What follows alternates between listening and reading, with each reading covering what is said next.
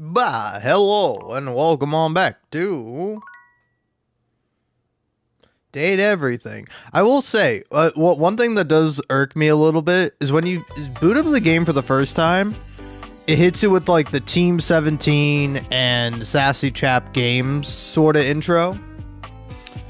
And then like immediately when you get to the main title screen, it'll just be like, Date Everything. It'll have like one of the random voice actors. It'll have like a random voice actor say Date Everything. So like I've heard like different variations on it, but I can never capture it because like after the first time I booted the game up, it doesn't do the Team 17 and Sassy Chap games anymore. It just goes right to the title screen, so you just immediately hear from one of the various objects in the game, Date Everything.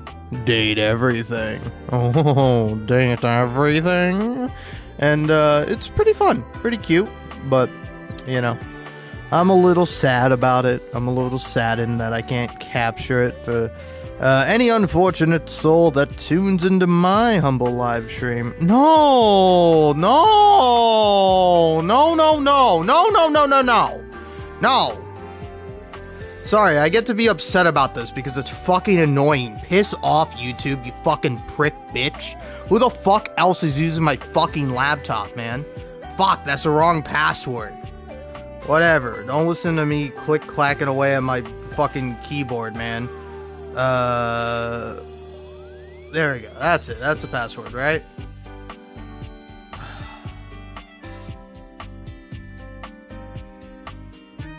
Sorry, YouTube, are we fucking with me?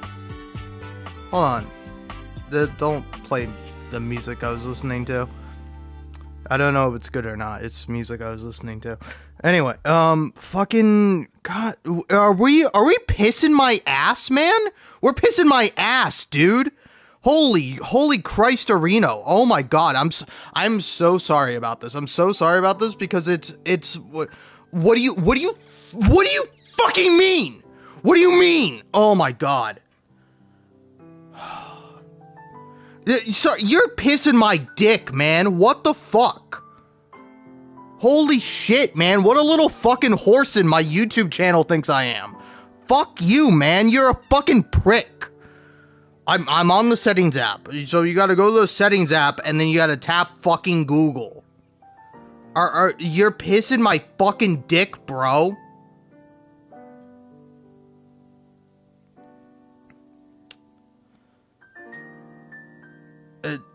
Yeah, where do I find manage Google account, man? Dude, this shit is pissing me off. You're pissing me off. More ways to fucking verify. Let me fucking sign into my YouTube channel. Fuck, man. Use your phone or tablet to get a security code, even if it's offline. Get a verification code at my number. Whatever, man.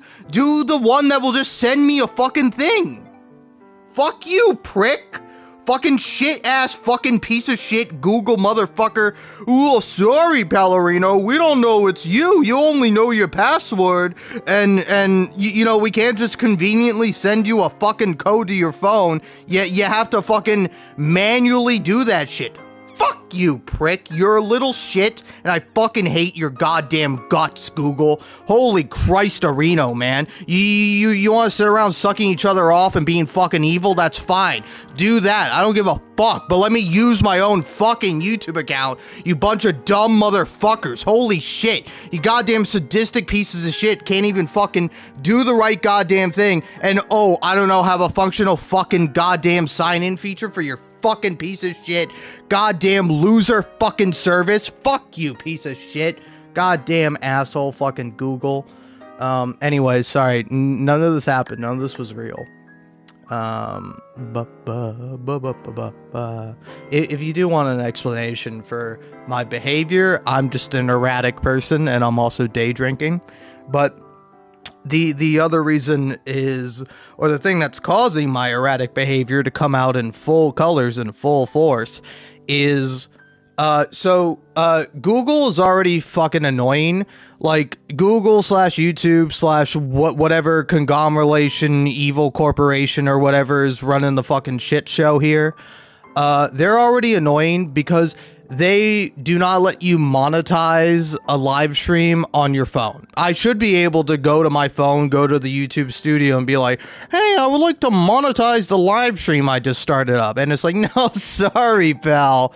Sorry, what do you expect? The computer in your pocket to have the same functionality as the computer that could go in your lap? Ooh, sorry, pal. Sorry. Listen, your phone can play 8K videos for whatever the fuck, but sorry, we can't manage to figure out how to change your settings on a live stream. So you're gonna have to open up the old fucking laptop. And so, like, for the past couple of days, I would open up the laptop and I'd be like, okay, fucking monetize my shitty-ass stream so that way I can make 11 cents and maybe, you know, be less of a burden on my fucking poor parents. And it was like, whoa, slow your roll there, Palerino. Do you think you can just sign into your YouTube account? Do you think you can just use your YouTube account on your primary laptop? Well, we gotta verify it's you, buddy, alright? We need to know for a fact that it's you, Palerino. And rather than doing the typical bullshit of like, hey, we sent a 2-digit code to your phone, which is fine or whatever, it was like, sorry, you gotta go to settings, you gotta go to Google, you gotta go to verify account. And I'm like, what the fuck, Google? Just fucking send me a text, you bitch. Like, seriously, man, I don't understand all the hoops you want me to go through. Like, what am I, you little whore? A little slut to do a fucking sexy dance for you, you fucking bitch? You fucking pervert? No, man, I'm gonna live my life as I want to live my fucking life, and I want you to fucking function as a goddamn fucking, you know, streaming platform, as a fucking video on demand fucking service or whatever the fuck, man, you know? You fucking put ads on my YouTube videos before I was even monetized, so I think I'm kind of owed that you fucking let me live stream my shit and you let me fucking monetize it, you bunch of little fucking cuck, goddamn evil fuck. Nothing wrong with being a cuck. I don't know. It was just it was the first thing that came to my mind that rhymed with fuck. Because, like, what else is there? Buck? Suck? Yeah, you evil fucks who suck. There you go. That's classic. That's something the whole family can get behind. Yeah.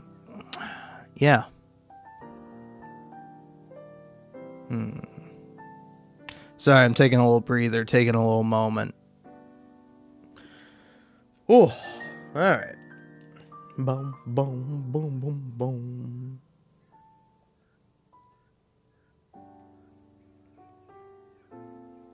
But yeah, am I funny when I do that? Am I funny when I lose my mind? Because sometimes I think no, and then sometimes I think yes.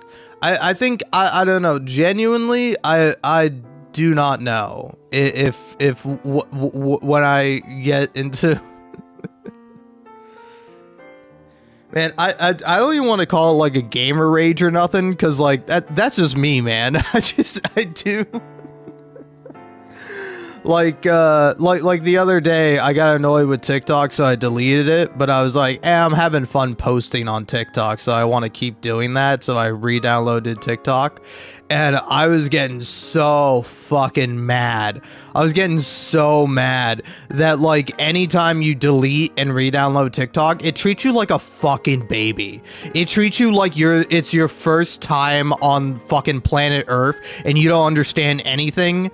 Where it's like, oh, does little baby know how to swipe? Do you know how to swipe? Hey, are you sure you don't want to connect your fucking TikTok account to all your contacts in your phone? Hey, what about Facebook? Bro, sign me up with Facebook. I want to fuck Facebook so bad. Man, Meta, TikTok, together we can collect your data and we can fuck you right. We can fuck you good, please. Please, you dumb little piece of shit human. Don't think about yourself. Don't think about anything that you want to think about. Think about what we tell you to think about. Do what we want you to do. And it pisses me off every single fucking time, man. Because, like, anytime you re-download TikTok, you will go to search something up. You're like, oh, I want to look this thing up. up, or, oh, hey, there's a video in relation to this other video I watched. Let me go look at that video. And then you will look that video up, and you'll find it, and you'll go, oh, that's the video I want to watch. You will click on it, and then TikTok will be like, hey, did you know you can scroll? And it will fucking black out the video that you're watching. And it'll be like, hey, look, you can scroll. You can keep scrolling. Hey, buddy, please, please, please keep scrolling. We need you to scroll down to the fucking ads. Oh my god, if you don't scroll through the fucking ads, we're gonna fucking lose it. You have to scroll more, and forever, onward and upwards and downwards into a fucking spiral of advertisements and bullshit. Fuck you, man. I know how to be a human. I've been alive. Stop fucking tutorializing me, man. That's the thing I want. I want to download TikTok, and I want to be annoying little shit. Oh, hey, listen, I know you have pretty much no notifications on your fucking phone because you don't like being bothered by a fucking electronic device, but have you thought about turning on notifications for TikTok? Please, we'll only give you the best notifications. Fuck you, man. I don't want to see shit, man. I want to open up the TikTok app and then be surprised when I have more than like 1 like on my video, man. Fuck you. Piece of shit. Garbage. It's all terrible. Ugh. Alright. Anyway, that's enough of my mental breakdown. Which is funny. Why is nobody watching me have a mental breakdown? It's funny. Fuck. Oh. Bum, bum, bum, bum, bum, bum.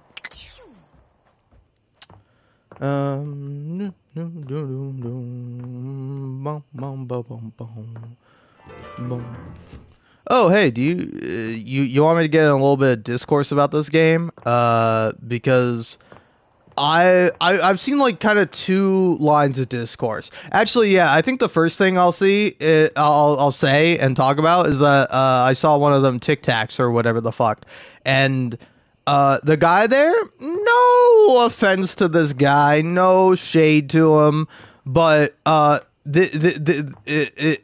again, like, genuinely, I don't know, I don't believe this shit for a second, but this fellow, he was like, oh wow, Date Everything is really exposing everyone's fucking types, you know? Oh wow. You know, it's like some people, they like Betty the Bed, and I'm like, oh, she's cute or whatever, and I'm like, I don't like Betty the Bed. I fucking hate Betty the Bed. Fucking pervert creep. That's me. But yeah, so there's that, and then this guy, this man, this person, supposedly, allegedly, I believe so. Who knows? Could all be deep fake. I don't know. But they go on to say that, like, some people really like Dorian, but, you know, he looks like a cop, and it's like, wrong, incorrect. Dorian looks like he's a fucking, you know, ex-special operatives fucking military guy who's now like moonlighting as a bouncer. He obviously is like, it's playing off the trope of like being from like the SAS and being like a tough bouncer guy. What do you mean he looks like a fucking cop, man? And it's like, if you want to say like the military is like basically cops but on steroids, I'll accept that argument. I'll take that point. But it's like, they're 2 different things, man, you know? It's like comparing a murderer to a mass murderer. It's like, yeah, they're similar, but they're different. You know, one of them kills more people. But yeah, so I was personally insulted by it. Because even though I'm not crazy about Dorian, I do like the guy. And I think calling him a cop is insulting. All right? Saying he's cop phenotype, incorrect. Cops are unattractive. There are no attractive cops outside of movies and television shows. I mean, maybe there are, but you know they're rotten on the inside. But Dorian seems like such a sweetie, and I want to get inside of him, if you know what I mean. I want to get in through all the rooms of the house so I can find more fuckable objects. Obviously, that's what I mean.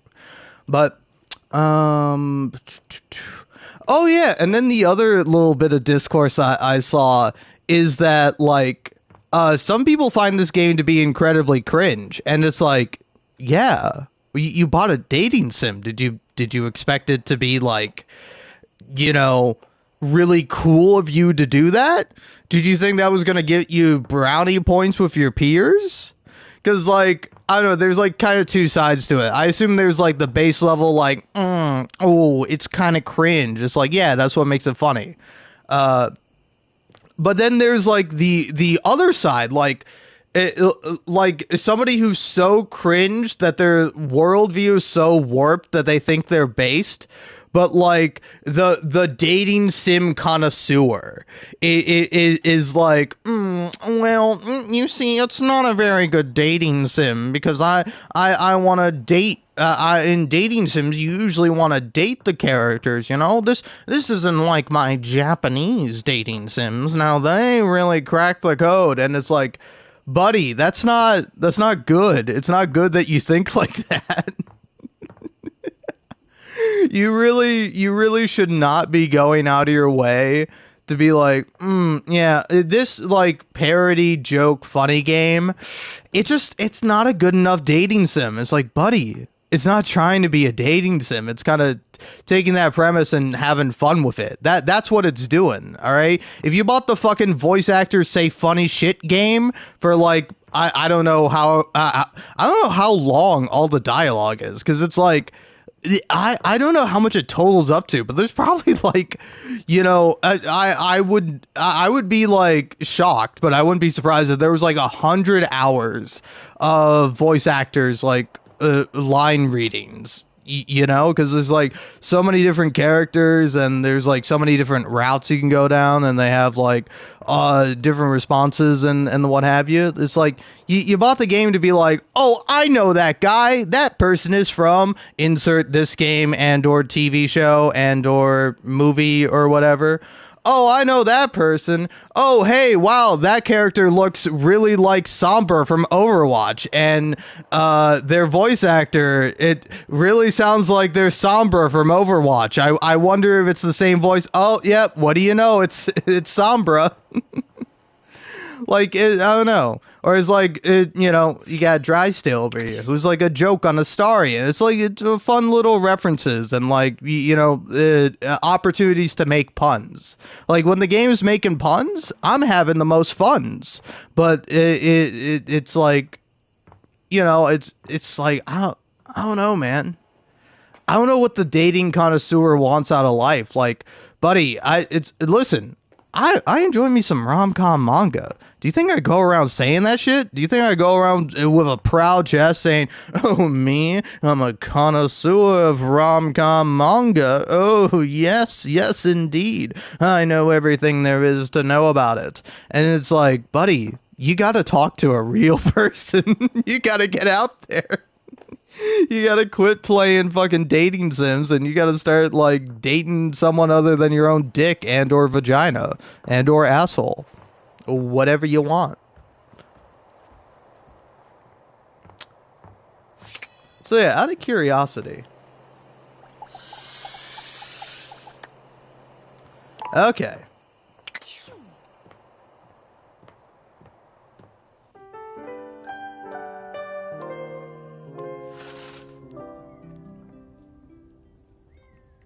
dude, I want to find the air.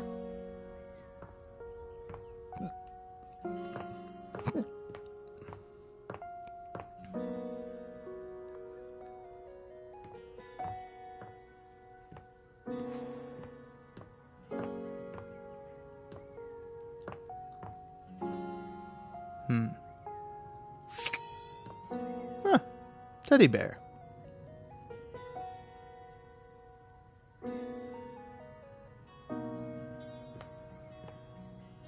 Hmm.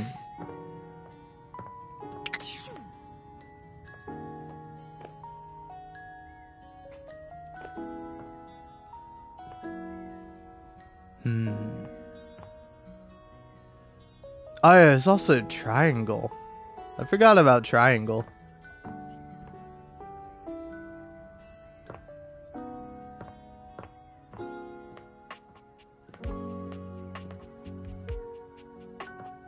But also, BT dubs, my whole rant might lead you to think, oh, hey, I don't want people criticizing this game. No, I like criticism of this game. I'm criticizing this game all the time. I think it's interesting, you know? But it's just like, I don't know. Well, one thing I do kind of hate in, like, terms of discourse is, like, people just writing stuff off. Of like, oh yeah, I don't really want to engage with that, so I'm gonna say it's stupid and dumb. And it's like, buddy, look in the mirror. That's you. Speaking of looking in the mirror. Ah, my dear, you have come back to visit and give me the chance to admire your... Amir's smile falters, his effusive praise coming to a grinding halt. Oh, my tragedy mars your beauty. It has nothing to do with your gorgeous proportions, your stunning features. It is green, a color that cannot belong in the white statuary of your teeth. Did you have broccoli recently? Yeah, for breakfast. Ah, that's a strange choice. Well, I'm afraid you have some left over in your teeth, just there. Take a look.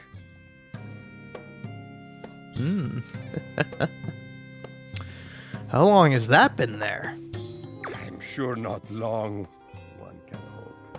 Perhaps you should consider flossing more often. I'm sure Barry would be happy to lend you a hand with it, actually. He's rather obnoxiously reliable with personal routine.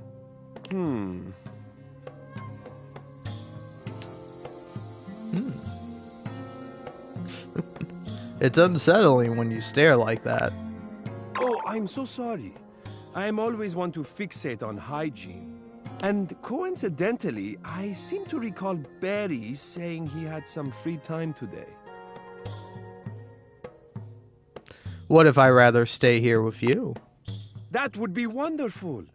I do feel that I am not seeing your best self. I think I'd be delighted to have you after you see Barry.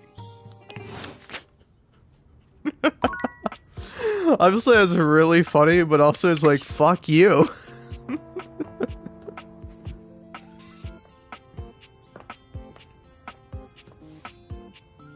Oh, interesting. So I'm getting rid of all the boxes here. Oh. I didn't realize I was getting smaller as I was doing that more. Oh, that's pretty good. Let's go talk to Barry. Fuck it, nobody's watching. I can do whatever I want now. Before I've been like picking like people that I think would be crowd pleasers, but now I can pick whoever I want. Absolutely fab to be in your lumescent company again. What's new with you? I hope all is gorgeous. You are so gorgeous. I am indeed. So, since we last chatted, I memorized the hex codes of all my favorite shades of pink. And then I forgot them. I was supposed to be organizing all my color palettes before I got distracted by thinking about pink things and trying to name all the stuff I know that's pink.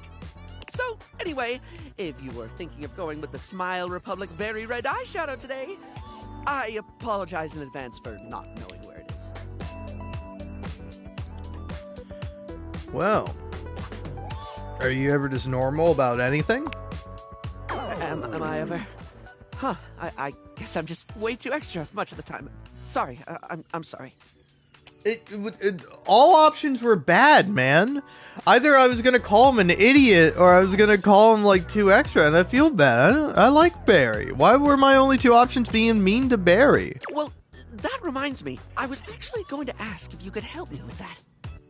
I mean, from the color coordination on your amazing outfit alone, it's clear you're far more level-headed than I am, darling, and I'm messier than one gets trying to do the mascara in the back of a moving taxi. Dude, can I say something? Like, A, as a man, and then also B, in addendum to that, be a man who doesn't give a shit about his appearance. It's like, I've never put on makeup once in my entire life, and frankly, it's fantastic. It's like, I don't know, I couldn't imagine being the sort of individual that has to like put on makeup, man. You know?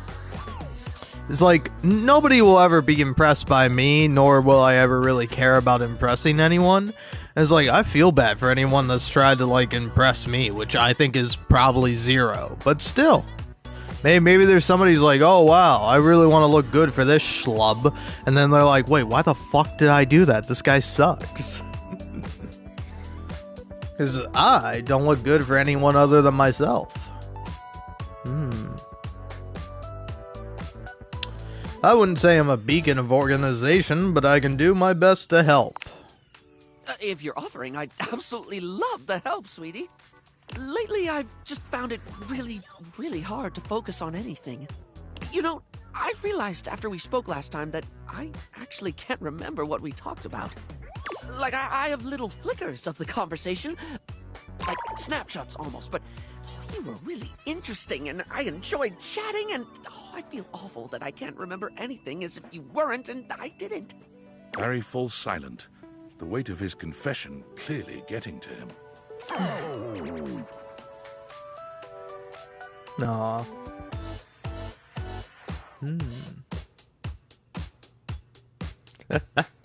Barry, it's okay to not remember everything. I don't think forgetting the details of a conversation is that terrible a thing to do. It's more than that, though. For example, if I watched a movie, do you know how much I'd remember by the time we hit the credits?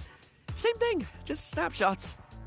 Maybe a line or two for a while, but there can be more important stuff than that, too.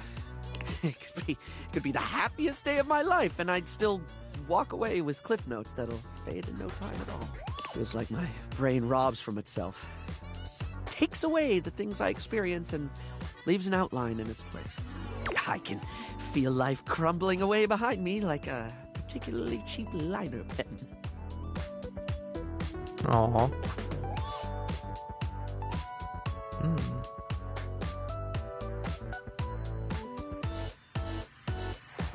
Yeah. Sounds like you're really trying, though. For some of us, our brains just don't cooperate like they should. I try to remind myself of that. I really don't mean to forget. In fact, the harder I try to remember a thing, the more likely it is that I'll struggle to commit it to memory or get distracted by something or whatever. Then again, my stupid brain's a steel trap for stuff that's totally not all that important. It's just whatever silly thing I'm mega focused on at the time. I once learned a whole bunch of meaningless facts about Herne Bay in Kent. At one point, I could quote you every line of I Want to Be Your Gunary or give you the history of the pinball machine. I could have told you all that. Until I got bored and forgot.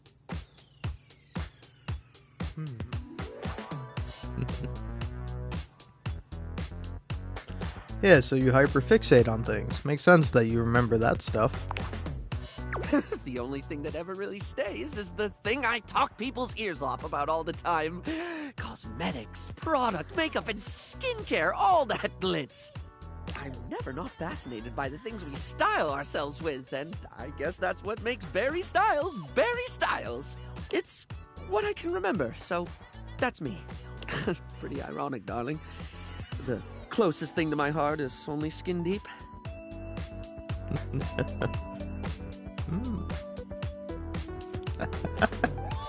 Gotta have a hobby, right? I guess so. So what was it you actually needed my help with? Oh, yes! I forgot that's what actually started this. I can't remember a single thing, and it looks to me like you're able to keep track of roughly 100 things at once. So, like, how? How can I at least pay attention to the things I want to pay attention to?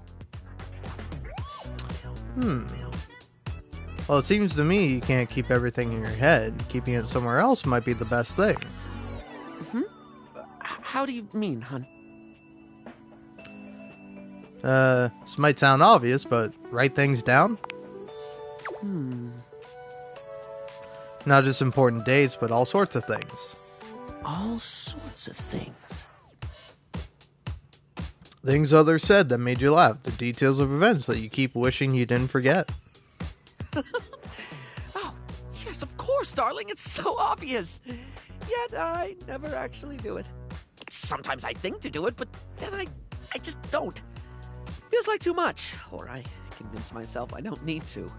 But I do need to, don't I? Yeah. Heck, even if I forget to bring a notepad, I'm literally never more than 2 inches away from a liner pen in my own arms. Using the tools of the trade aren't a bad idea, actually. Oh, like, I could use the orange eyeshadow as a highlighter for super important notes, because it's a lovely shade and it's always left unused on the palette. And I have this red ink liner that's always been too splodgy for lips, but oh, it look gorgeous in a notebook.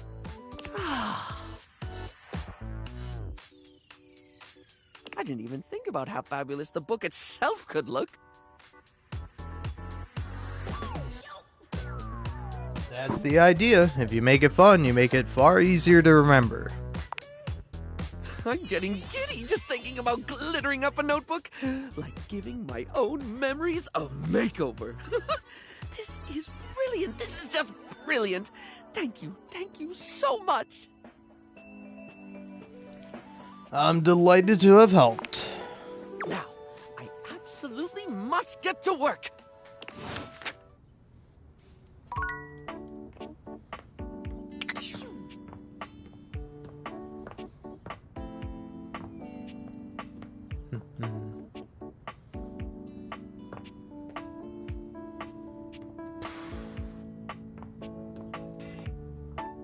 You know, do you mind if I'm real with you right now? If I'm like real and genuine or whatever? It's a fucking lawnmower going on outside my house and I fucking hate it, man. Fucking hate lawnmowers. Like, I really do wish that it's like either we just say fuck it, no more grass, or fuck it, the grass can grow as long as it fucking damn well pleases. I fucking hate the sound of this fucking giant ass stupid fucking lawnmower that is so loud it pierces through the walls of my fucking home. Holy shit, man. It just fucking sucks. It's 2 p.m. Fucking 2 p.m. on a goddamn fucking Friday. And it was like, why now? Why have the fucking thing, man?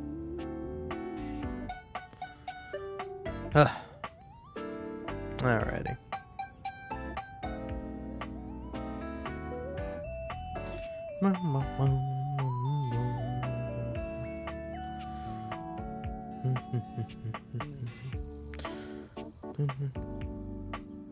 Ooh, here we go. Here we go. Oh, sorry. I opened up Blue Sky, which is like probably aside from Tumblr. I feel like I ought to get back on Tumblr a lot of the time. But yeah. Anyway, do you want to hear somebody's take on this game? Which I'm not gonna invalidate or nothing. I haven't even read it. But let's read it together, shall we? I don't like ironic dating sims. They feel like a misguided parody where we're beating a dead horse that's only dead because that's not only dead but never existed. It's an infinite recursive loop of mimicking symbols and symbols being constructed out of those symbols until we find ourselves wildly detached from any remotely half-decent visual novel. We have kind of a cultural ventriloquism. Smug American developers taking potshots at an easy target they never really had any intention of understanding. You want to know some of the best parodies and satires on the genre? Take a look at Muv Love. MUV-LUV. Muv Love isn't just a satire on dating sims, it's a half-decent one in its own right that centers the rom-com antics as integral to the rest of the narrative. See, it's shit like this that I don't really get, you know? It's like, forgive the comparison, but it's like watching Rick and Morty and being like, hey, why isn't this Back to the Future? Hey, how come this fucking shitty sci-fi parody made by, you know, a bunch of drunks and people who think they're smarter than they actually are, how come it's not like the old classic movie that I like, huh? What's up with that? What's the dealio there? It's like, I don't think these people are taking things too seriously. I would never want to be that type of sort of character. You know? I never want to be on the record of stating it's not that deep, except for times where I think it's not that deep, but I think those times are rare and few and far between. But yeah, more so generally, I kind of feel and I kind of think and I sort of suspect that you know, I'm not really I don't know, I'm not really the type who's super into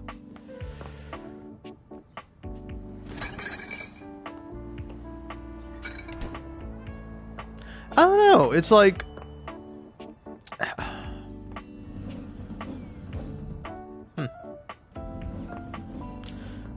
but yeah, I don't know. It's like I'm not super into the whole the whole like, oh man, this game it just doesn't get dating sims. And it's like I guess, man, I guess. I don't know. Like again, I think you're taking the game in the wrong way.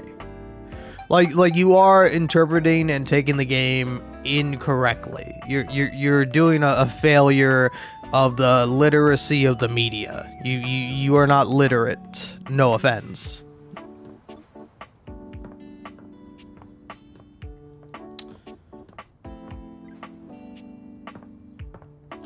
But yeah, I don't know. For me, in my mind, it's like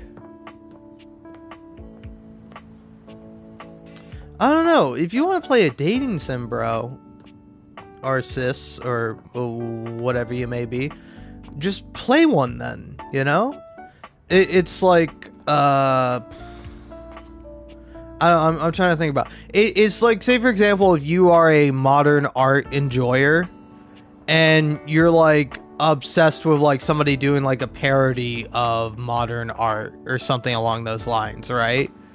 It's like, buddy, just don't engage with it if you're not into it. If you don't really care, if it's not your thing, then you know it's not your thing. You don't have to worry that much about it.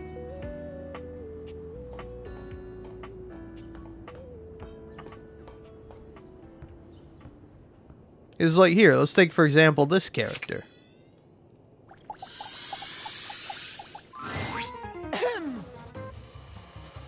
Hey, are you okay?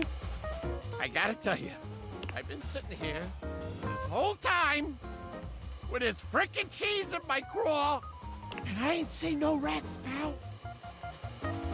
Ooh. Sounds like the house is secure. Great. That's good, he says. Great? That's great, he says. Do you even hear yourself right now? I knew you wanted to snap a rat, but if there aren't any, then... You son of a... I'm this close. You must be new here, so I'm gonna cut your break. You gotta understand. Snapping rats is what I do. And if I ain't got no rats, then what am I? Some kind of fool just laying in a crawl space for my own amusements? Do I look like a fool to you? Huh? Huh? Answer quick. No, actually, I think you're kind of cute. No, you don't look like a fool. Doesn't matter. If there's no rats, then what is there? Ooh. Cheese? The cheese's purpose is for the rats. Without rats, the cheese ain't got no purpose. How can I help? I don't know. Unless you're like the Pied Piper with hose. You can't get rats delivered like a frickin' pizza. What if I could? I can order things on the computer. Look, I know I weren't no angel when you brought me that cheese, but I do appreciate you helping me out. I think I just wanna be alone right now, okay? We're probably scaring the rats off with all this jib-jabbing. Want me to leave the door cracked for you? Nah. I'm used to the all-consuming cold of shadow. Now get the fuck out of here, you schmo!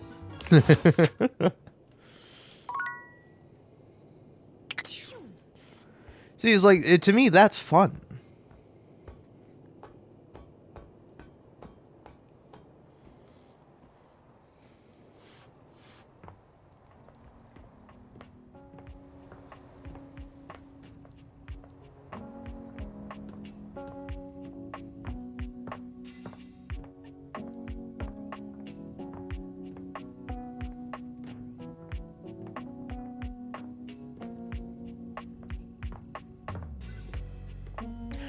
You know, here's my problem with the type that is very much of the lines, like, oh hey, this game is cringe and it's making fun of dating sims, and there's no real artistic value or merit to be held or seen in this game. It, like, to that, me in my mind. Wait, yeah. For a moment, it looks as if a firefighter has appeared in your home, smoke and all. But a closer look reveals the smoke is in fact attached to this apparent firefighter's head. You don't get much of a chance to scrutinize her appearance any further, because the moment she notices you, she begins to rush you along, raising her voice and waving her arms at you. Thank heavens you're here. Wait, well, don't just stand there. Go get help. Help? I am the help. Don't you bleep see that? Don't I bleep see what? All that smoke. It's everywhere. And where there's smoke, there's bleep fire. That's not smoke, though. Those are dust motes floating ever so sweetly in a ray of light. Oh, is that what that is? Whoops. I guess I might be a little chumpy today. Bleep. Could you maybe turn that off? I can withstand this. I can withstand anything. Bleep. Why?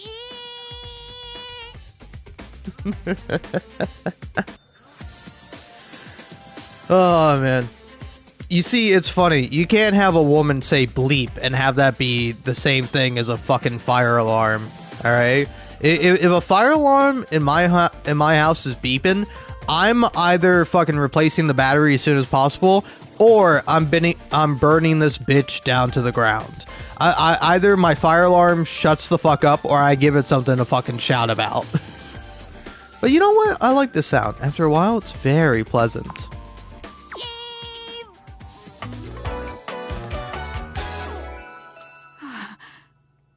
Arma. What's that? Couldn't hear you for a sec. Arma Alarm at your service. Hi there, Arma. Nice to meet you. You too. So, what brings you around here? I thought I heard a noise. Sort of loud bleep, if you will. Oh yeah, that's part of my job. You see, I'm here to protect the house from fire. Take a look around you, at everything you love. Now just think. If you're not careful, it could be gone in an instant, consumed by raging flames. I've got to stay vigilant at all times. Beep. Wow, a real-life hero. I admire that. Some people don't get how hard it is to have a job like mine. You have to be constantly on the lookout for the slightest sign that something could be wrong. Beep. If I let my guard down, even for a second, this whole place could be turned to ash. I've seen it happen. Huh. You've seen it? I don't want to talk about it. Oh, I completely understand. I won't push you. That means a lot to me. If you come back in a bit, I might be ready to talk about it then. You take your leave.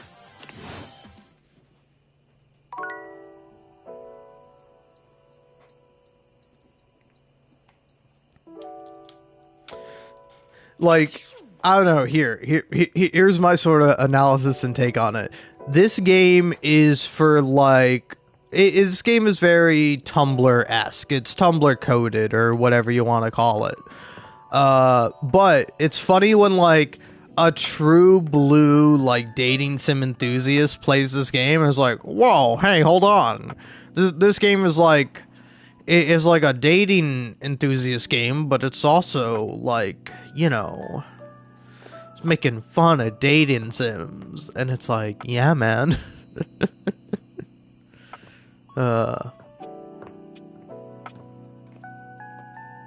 It's like playing, like, Alan Wake and being confused about, Alan Wake 2, more specifically, and being confused why the game is making fun of writing.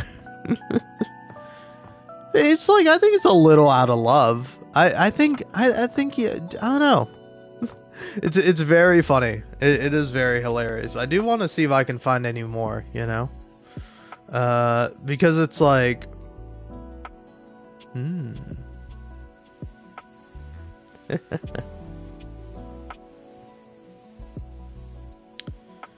Alright, let's see. Looking around here.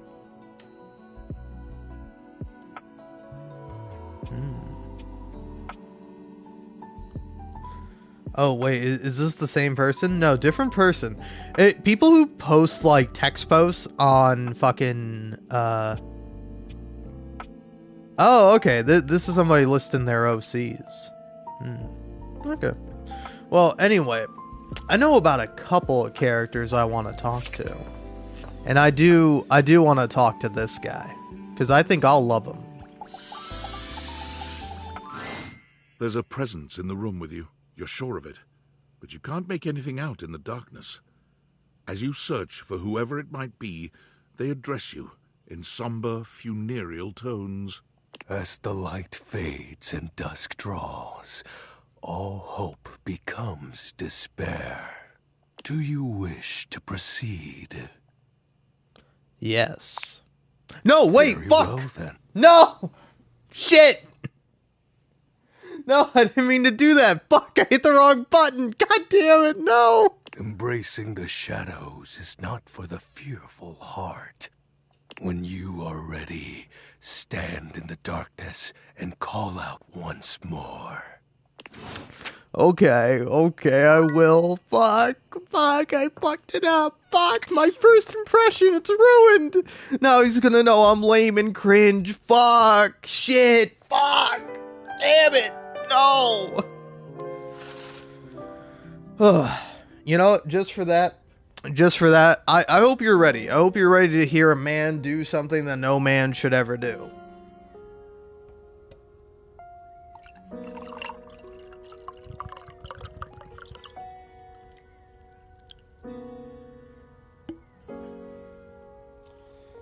Oh my god, wow. That was actually a lot of Pepsi. Anyway, I have an alcoholic drink with me here that has like a little bit of rum in it, a little bit of like I forget what it's called, but it's like a nut liquor liqueur or something like that. And then finally, last but certainly not least, rum chata. And I combined that with milk, and I made like chocolate milk out of that. And now I just added Pepsi to it. So now I'm drinking chocolate pilk.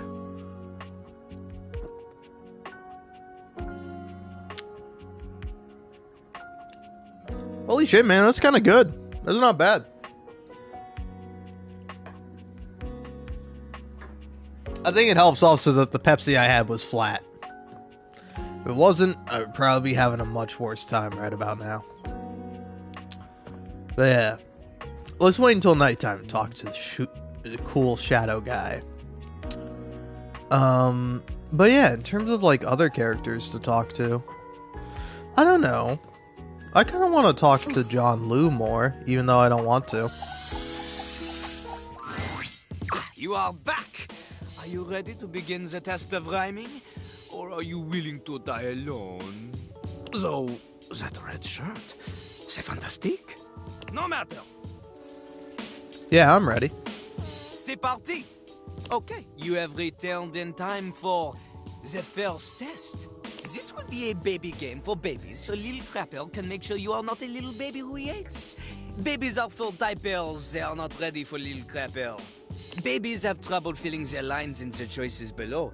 They only have so many words before they fill the box, eh?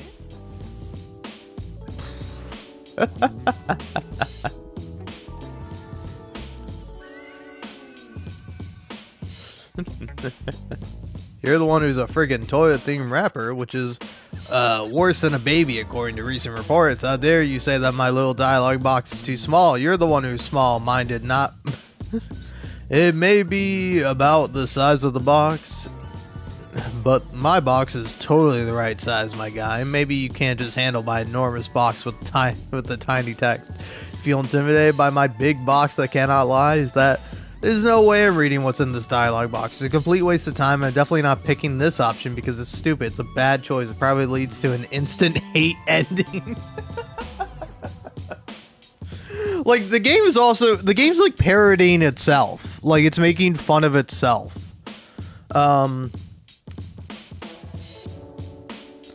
Yeah, you know, it may not be about the size of the box. See? Look how tiny your presence is. A rapper needs big presence. They need to shout. Luckily, Lil Crapper has an assistant for someone with a little baby voice like you. This is Ballcock. Jean-Loup holds a strangely mic-shaped object in his hands. It's round and black and almost balloon-like. You're sure you've seen it before, but where? Oh, sure, this is my life now. I won't question it. Look at Lil Crapper's mighty hand. Watch him stroke his own Ballcock as he sings. Put it near your mouth and witness. Okay, here goes. Okay, here goes. You have a big heart and tiny mouth. Ballcock has a big mouth and no heart. He is ruthless. Together, you will show Lil Crapper that you can be a match for him. Okay, got it. Okay, got it. Here is how the test goes. First, we pick a name to rhyme with. One syllable, easy. Lil Crapper, he picks for you Jacques. Okay. Okay. Lil Crapper will say the first part of a sentence. You will finish the sentence. The word you choose, she must rhyme. And she must make sense. Example. Yo, I know a lad and his name is... This is the part where you say Jacques. Jack. Jack. Okay, good. You are not stupid. We go. Remember, only the best can kick it with the Crapper. This is easy baby hours. Training pants stuff. You cannot keep up here? Pfft, you get out of his face. Win again. Yo. I know a guy and his name is... Jack. Jack. Never in front, always in the... Back. Back. Keeps his stuff in a burlap. Sack. Sack. Lives all alone in a tiny... Shack. Shack. In a fight, he'll give you a... Smack. Smack. Woo! Okay. You have rhymed one word with 4 other words. This is very impressive. To a normal person? Unfortunately for you, Jean-Loup is not normal. He is above normal, paranormal.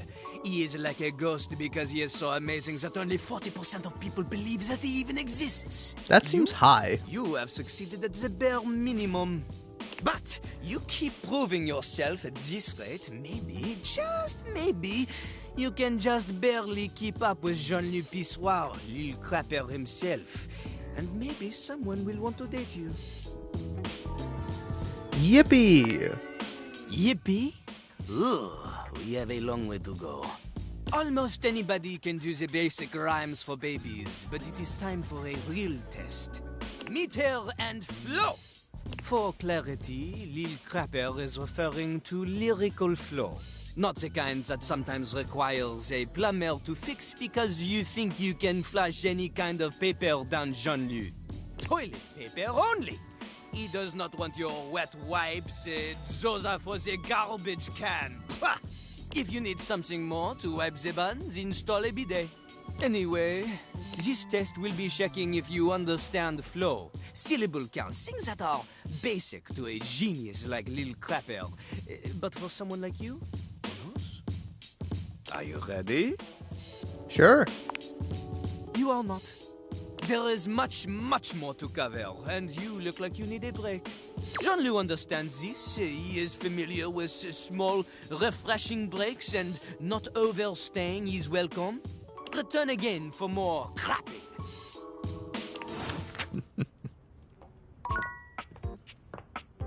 Alright.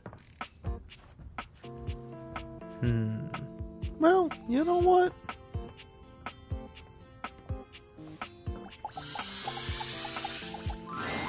Oh, look, a fantastic red shirt. If only you were a Toreador. We have just been discussing whether or not we're excited for the upcoming end of our little project. I, for one, cannot decide. On the one hand, it means we will have completed the piece. And there's something wonderful about that. Something wonderful that we've worked on together. What we've created couldn't have been created by anyone else at any other time than by us, right now. On the other hand, we won't be in the midst of it anymore. And that's...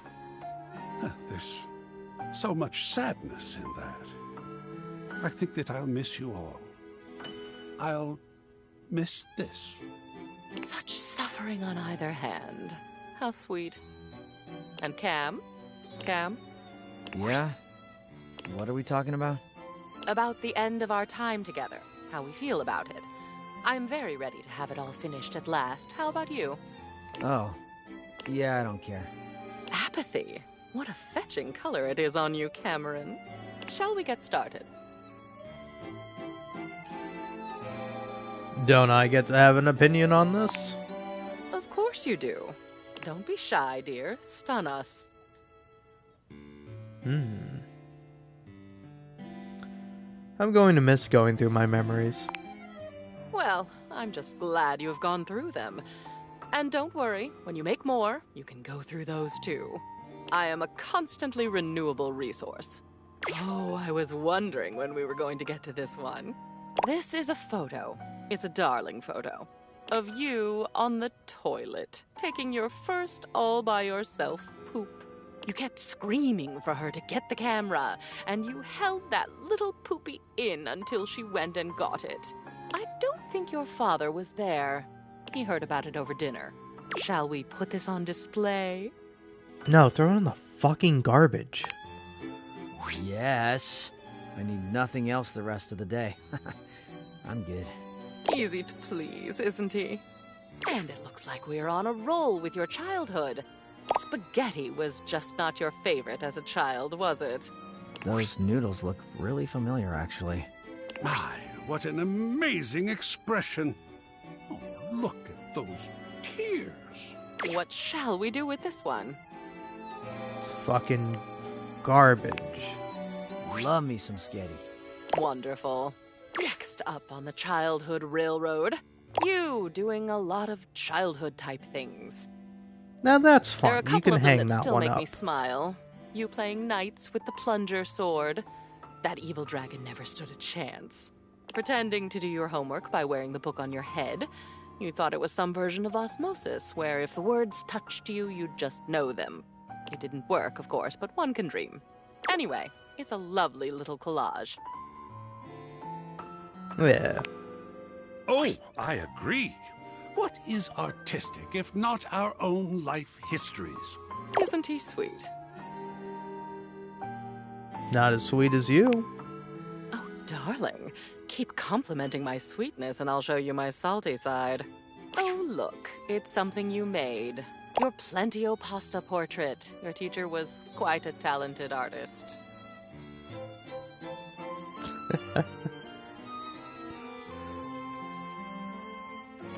Wow, okay.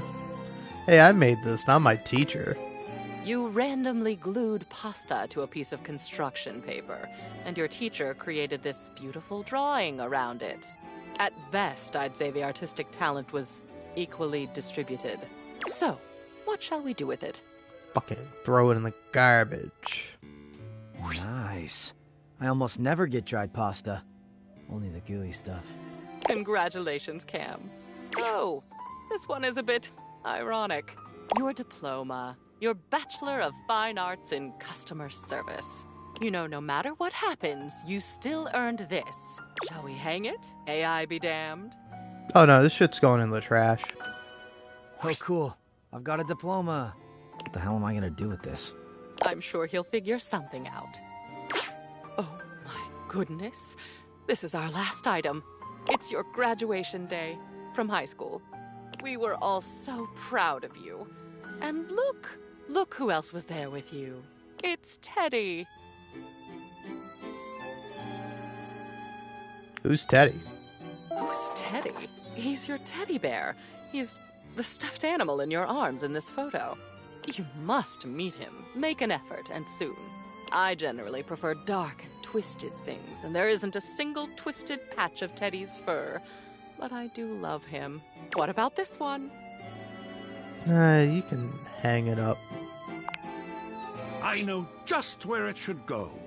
Excellent. This concludes our last culling. Your walls are absolutely bursting with your memories. So much better than being bursting with them myself. Well, my darling, I'm quite sad to say that it's over. I did not expect to enjoy getting through all that with you, but you are very pleasant company.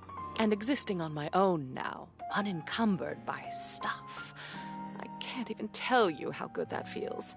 Thank you for making it possible.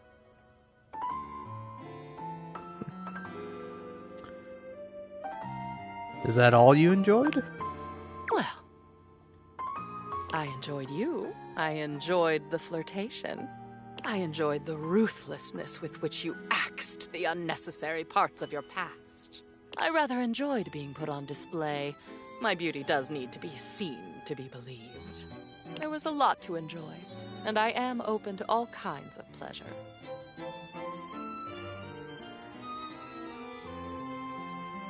I don't want to choose either of these. So am I. I think you're the sexiest thing I've ever seen. What fine eyesight you have. You'd have been a fool to think otherwise. You know, I think you'd better go on ahead and kiss me, don't you? Before I'm just a memory. You and Memoria share a kiss that will live in both of your memories for decades to come.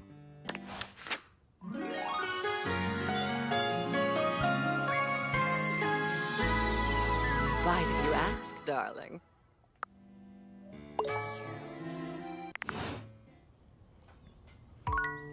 All right.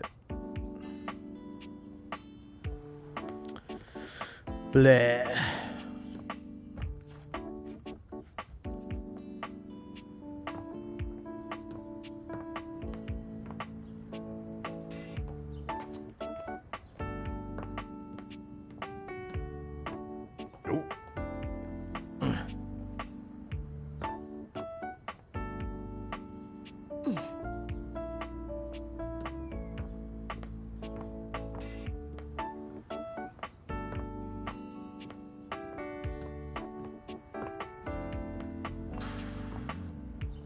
You have to forgive me wandering around. I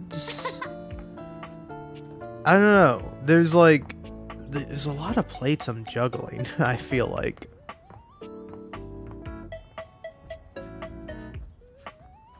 Alright. Thinking about it? Let's talk to the treadmill. You're forced to crane your neck upwards as you try to take in the entirety of the blonde Viking towering over you. He stares down at you, cutting a truly intimidating figure.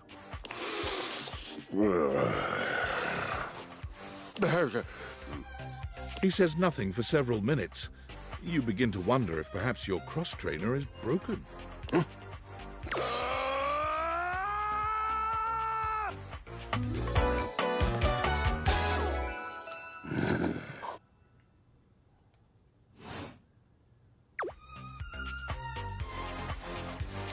Wow, you're big. Indeed I am. Big, brazen, and bodacious. Yeah, love that body positivity.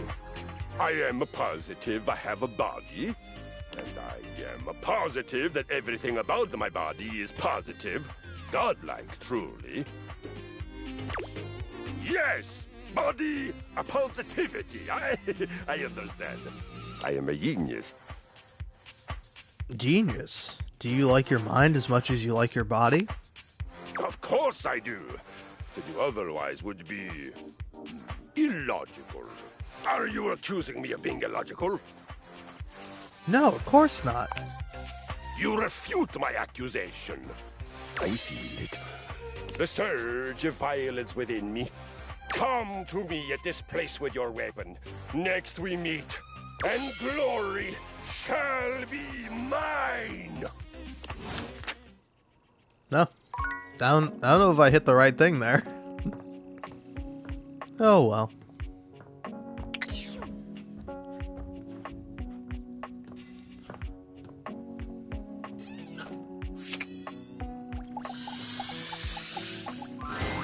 You see a medic with bright eyes, a kind smile, and a sort of maternal air about her. She doesn't even wait for your introduction, greeting you cheerfully. Oh, my. Hello there. A fresh face. Here to see the doctor, are you? Sure. Well, look no further. I might look like any old Jane, but I'll have you know that you are looking at a truly top-notch medical professional, and the only one around for miles.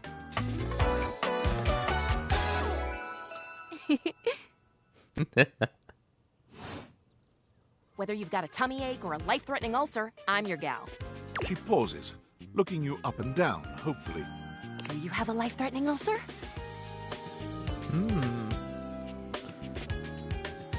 Yeah, why do you sound so excited about an ulcer?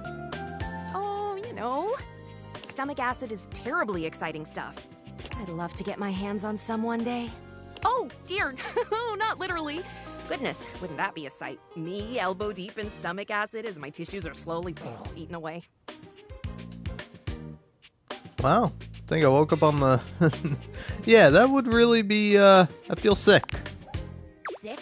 Fantastic! What do you need? I guess I could use a Band-Aid. Oh, bandages! They are the first line of defense when the interior of the body has the temerity to propose to become the exterior.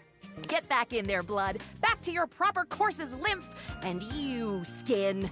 Have a little help controlling this raging horde of fluid and marrow. Band-Aids are basically magic. I could go all day. Anything that you might need, hydrocortisone, non-latex gloves, even a simple pen, that, darling lacerated one, will be duck soup.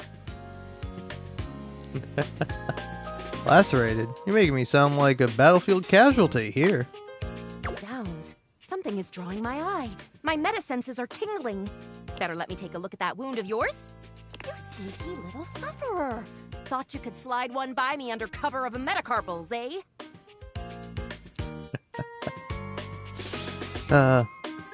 Nope, not suffering, I don't think. Metacarpals are all good here. Just to double check, you don't need an injection or two.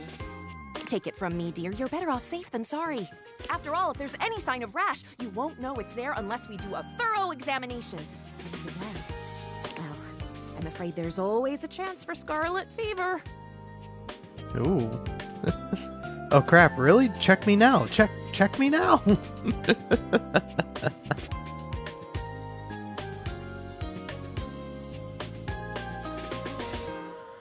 Alright, cool. I'm gonna take a little break for a minute. I'll be back whenever, however. I don't know why. Anyway, BRB.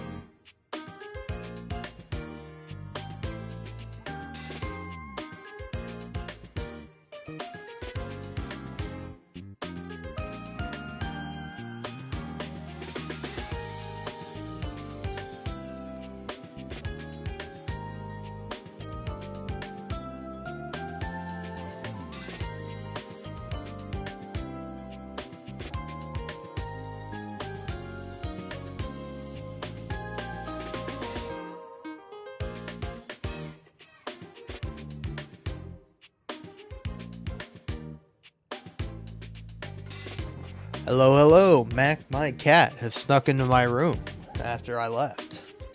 Anyway. Oh, shit, really? Check me. Check me now. Once more, onto the exams. Faria looks you up and down, tapping her chin as she considers you from every angle. Exactly what I thought. What? Oh god, you're freaking me out. No need to be anxious. We caught it just in time. You do indeed possess a splinter. But it's not just any old splinter, dear. What you have is a deep, deep splinter. Plenty of tender flesh open to infection, just waiting for those little microbial monsters to set in. Do you know what that means?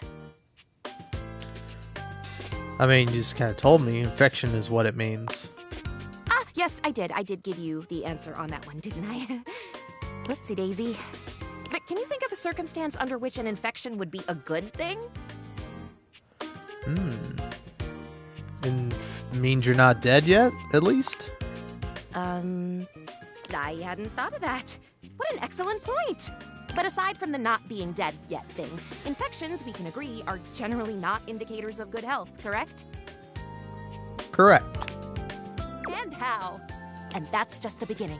Because once the infection's done a number on you, and your poor, beleaguered immune system staggers back onto the field of battle for another round with the enemy, you watch helplessly as your body swells and burns and turns all different shades of red, pink, and yellow, and the true engine of the enemy rolls up to the line. Gangrene. What? And before you know it, we'll have to amputate entirely.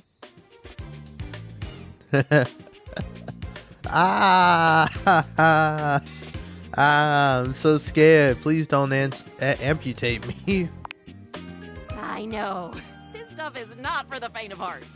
Once it's bad enough, my poor new friend, I'm afraid the whole appendage will have to come off. Preventing spread and all. I'm sad to say we lose many a good limb to splinters every year. Is that true, like, statistically? Statistics is not really my field, I have to say. But I know how many amputations I've had to perform because someone got careless moving the milk crate. Ah, yes, I do know about the body. The bottom line is, you have got to stay vigilant. The world's a scary place, and your body is a fragile, fragile thing. One wrong move, and you can throw it into total and utter chaos. A veritable breeding ground for every bomb, dick, and hairy slate of diseases ready to eat you whole. You never know what the seemingly tiniest, laughable symptom can mean. For example, got a case of bad breath? Maybe you just ate a sandwich with too many onions. Or your breath stinks like a dead fish on a hot Sunday because you've managed to develop halitosis as a result of the toxic substances in your body not being filtered out properly because your liver is failing. Yeah, pretty sure my liver's okay. Love to concern, though. You can never be too careful. And when something does go wrong, well, it's my job to make sure you're all fixed up. And I'll have you know, I take my job very, very seriously. No, I got that. A doctor's duty is to keep their patients alive and kicking. That's a big responsibility. So you can bet your behind I make sure to cross all my T's and dot all my I's. Sometimes even twice. Ooh. 2 dots, 2 crosses? When will the madness end? When there is no more sickness. Awesome. I'll wait for that. Horse feathers. Oh boy. Girl, female, not boy. Oh, you were expressing consternation. Frustration. Got it. Anywho, it doesn't look like you've got any type of rash after all. Just that splinter looking awful uncomfortable there. Let's get that taken care of. And then, presto, you're all patched up. There you go. Good as new. And if you do develop any plague-like symptoms, well, that's what I'm here for.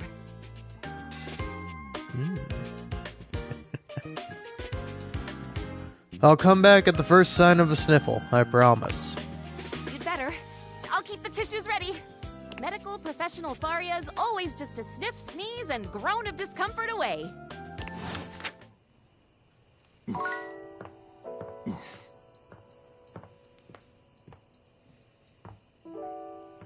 Who's Faria played by?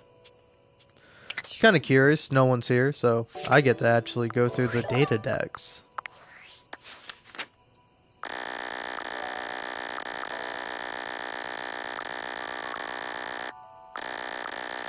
Will say, I am sad that some of these people are only my friends. I didn't mean for it to work out that way. I do love that Timothy hates me. Now that, I'm into and I'm A-okay with.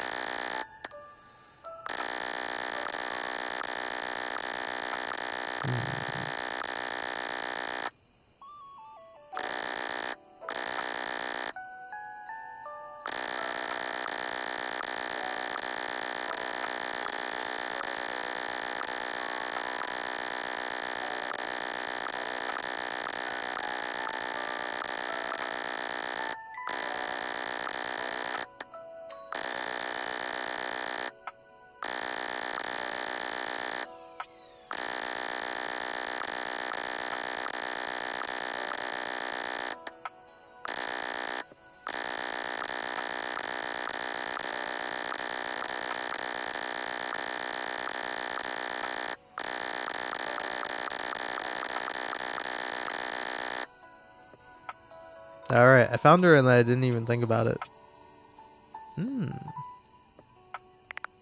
Okay.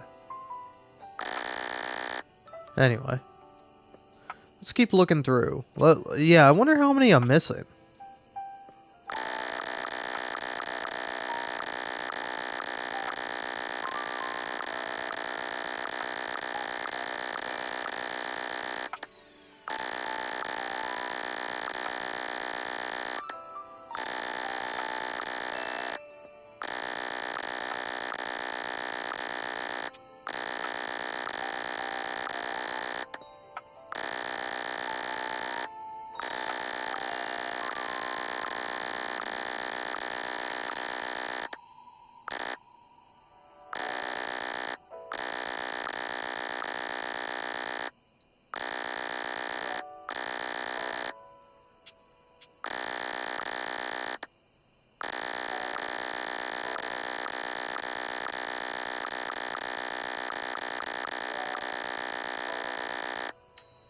Honestly, who the fuck is 94?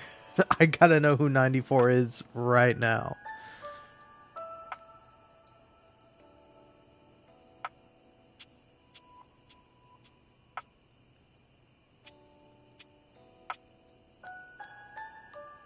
Huh. Let's see here.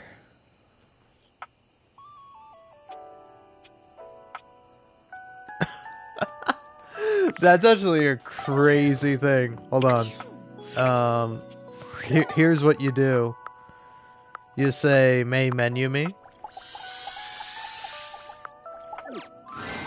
Hello? Where is that coming from? Hello? Hello? Hello? It's me! Yeah! What's up? I'm Textbox-chan.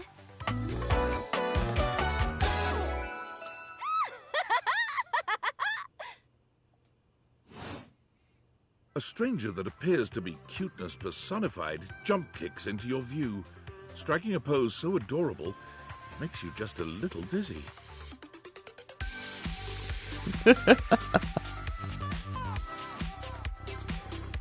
Textbox? Chan? Yep. Jeez, those date feeders really can transform anything. Wait, we should use it on the sun! Think that would work? Huh. I don't want to date the sun if I can date you. Oh, well, if you want to know the way to my heart, you have to do one thing. Click options. That's right. Well, hopefully the right ones. The ones that are making sure you pay attention. Even though UI is on the surface, the ideas being conveyed are anything but. Yeah, I get it. We're real deep. Makes sense to me. Look, I know you've been staring at me this whole time, which is the point. But remember, my advice is to listen to what I have to say, not just admire my pretty colors. You got a text box, Chan. Yay! How are your dates going, by the way? I hope I've been helpful so far. You've been super helpful. You're super welcome. Just know that you can count on me in your romantic quests. Now, I'll leave you to it. Come talk to me again after you've awakened 16 dateables. And just put on those specs and tap that phantom word box you've never questioned before. I've already done that. Well, then come back later. I can't have you see all my content in one go. A UI still has to leave something to the imagination. Why does that mean? TTYL!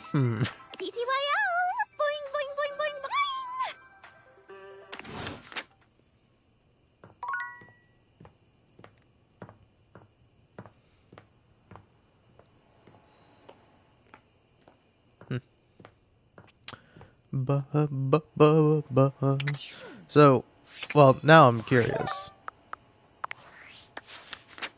Alright, now suffer.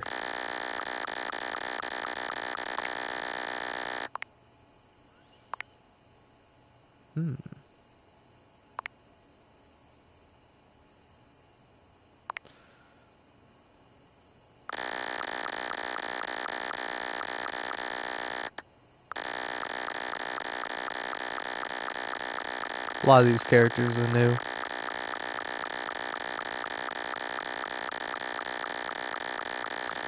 Guys, why did you do this?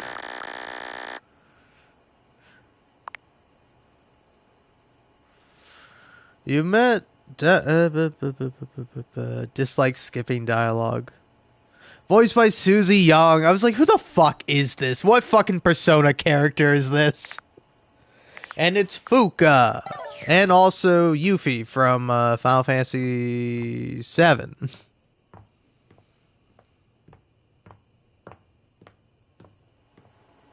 Yeah, I was surprised I didn't recognize her. But I was like, I know who that is.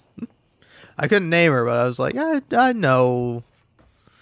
I've heard this person before. They're definitely in a Persona game.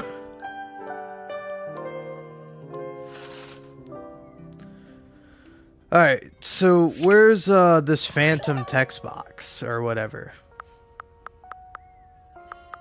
Yeah, do I just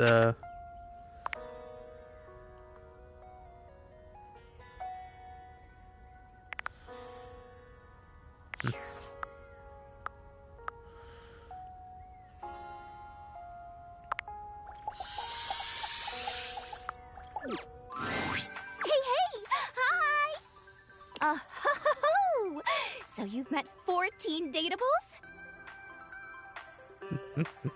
I thought you wanted me to find 16 dateables. Oh!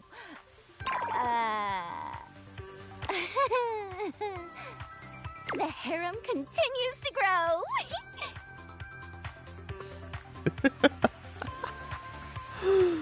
Ah, it sure does. Oh! Survey time! How would you rate your text box user interface design? It's great on the eyes, for sure.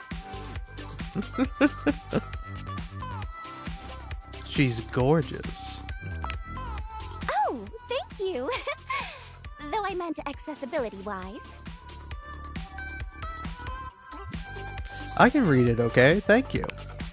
Perfect! Anyway, with all the new peeps you've been meeting, your listening and reading skills must be off the charts. So be honest with me. Are you the type of person to skip text and dialogue? No, I read every single word. Yes, I know you do. I get an alert every time you click next, and they're pretty spaced out. I really, really appreciate a person like you. All right, your turn. Turn to do what? To ask me a question, duh. It's not fair that I just ask you questions all the time, right? So, ask away.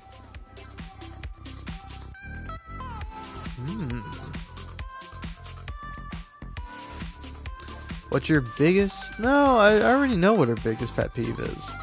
What's your greatest fear? I can handle almost anything that comes up word-wise. Though I do have my limits. If there ever comes up a line that's way too long and I can't divide the thoughts into smaller thoughts, I'll unfortunately have to do my best to convince the writer to reword something or maybe find a less detailed way to put it. But unfortunately, sometimes writers can be really stubborn and want their dialogue all put in one box, but that's definitely the worst.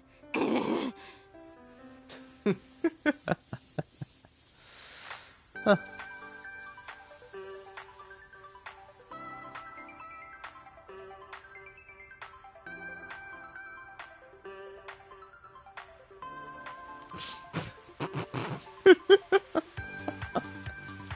Oh man, fortunately I'm always able to put my thoughts succinctly into a box and there's never a problem communicating what I need to you, no matter my thoughts at a particular time.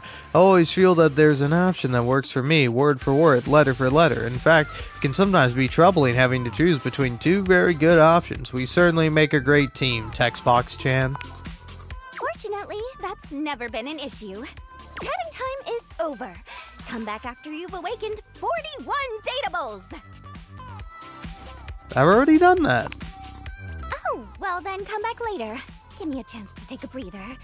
I'm not used to actually speaking from the heart, and not through the others. TTYL!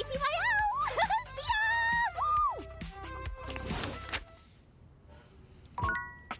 ya! Alright.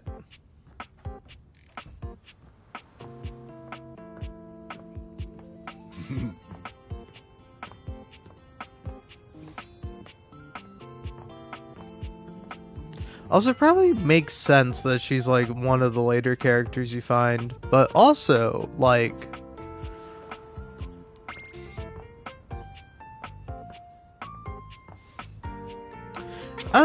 is the game gonna get meta in a fun way? Because to me it seems very meta in like a tongue-in-cheek, snarky, like, oh, tee-hee sort of way, which is like fine or whatever. I just don't think it's funny. Like, I don't know, man, we all appreciate a little bit of self-deprecation, but it's like, if you're always sarcastically self-deprecating yourself, it's like, I don't know, I can't tell. Are you being genuine?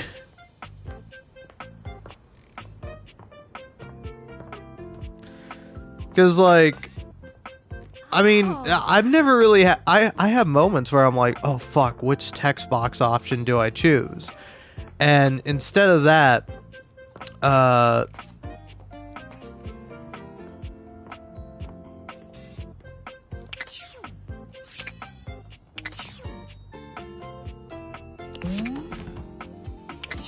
my favorite scene partner! yeah, well, one thing I just kind of thought about. Time for a sexy superset. Okay, alright. Don't mind me, I just had a thought. I was like, I think I really can just choose dialogue options at random if I just, like, press every button at the same time. Like, I do wonder how that'll work out for me. Yeah, is there a character I want to talk to where I'm just like, I'm cool hitting the random button every time for him? You know, let's, it's tough. Let's do that for literature here. Oh, good! You're here. I'm excited. I'm expressive. Everyone's ready to go to the zoo. Zoo? Don't worry about it. I've been thinking, and here I believe is the best way to organize our efforts. Creativity is for naught without some solid logistics. I know how I'd like to start my book. I've got this fantastic detective character named Wen that I've been working on for a while, and he's going to be our hero. What I need from you, though, is help with creating an outline. If you will, help me to create a framework. And then, once we have that, I will take it and go into my secret writer's cubby and create the entirety of the book, which I can absolutely do in a night. And believe you me, it will be perfection. But the outline, that's the hard part for me. Will you help? Does that sound doable? Oh man, for sure. Let's rock and roll, I think. But hold on. Yes, Okay. yes, let us boogie. So, here's what I'm thinking about Wen. Detective Xander Wen. He is a hard-boiled detective living in the big city of Sprawlsville, and he is a magnet for crimes. Which works out just fine, because he's also a genius at solving them. Now, just to be clear with you, I haven't fully settled on writing a hard-boiled crime drama to go with my hard-boiled detective. The way I see it, Detective Wen is capable of getting himself into and out of almost any kind of trouble imaginable. I suppose this is why I've been having so much trouble writing this on my own. Xander Wen could do just about anything. I'm asking you, well, shall we get started? Sorry, I didn't mean to cut you off. I wasn't looking at the screen because my cat's meowing at me. Oh, hell yes. This is gonna be great. Excellent! I'll give you the first line, of which I'm very proud, and we'll run with it from there. With that fantastic red Detective Xander Wen went out the door, looking for crimes. Sorry, I don't mean to be skipping over. I'm honestly doing it accidentally.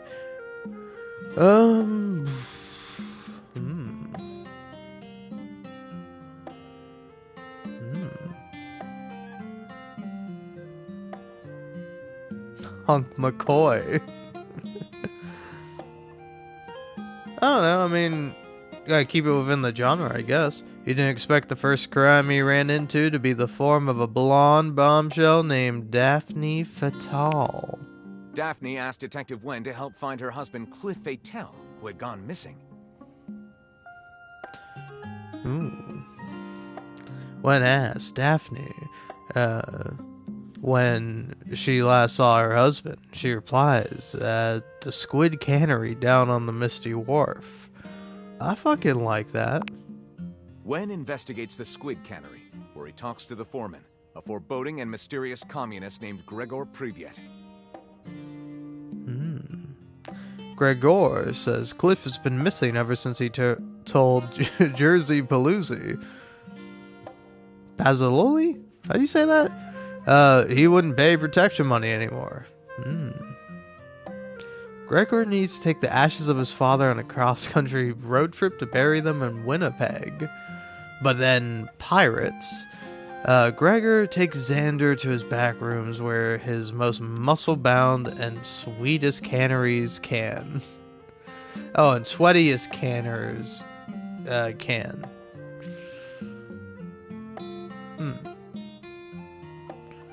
I think,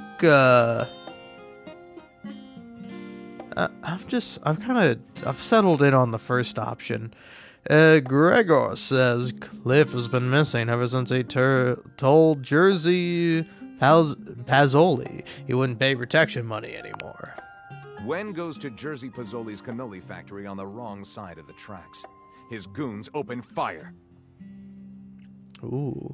Detective Wen survives the onslaught and sneaks into Pazzoli's office. He said it out loud, I didn't even listen. Also, again, like, hey man, if you don't have all the shit Persona has, why be a visual novel? Like, how is... It's kind of funny. Persona is actually good at being a fucking visual novel. I think that's why sometimes, like, me and also other people are like, God, I want to do the fucking gameplay. Like, the gameplay is fun, but it gets fucking tedious after a while. And I'm like, I'm never bored with the text-based part of the game. I'm always like, yeah, say more fucking lines of dialogue at me, please. But yeah. Looking for clues. What he finds shocks him to the core.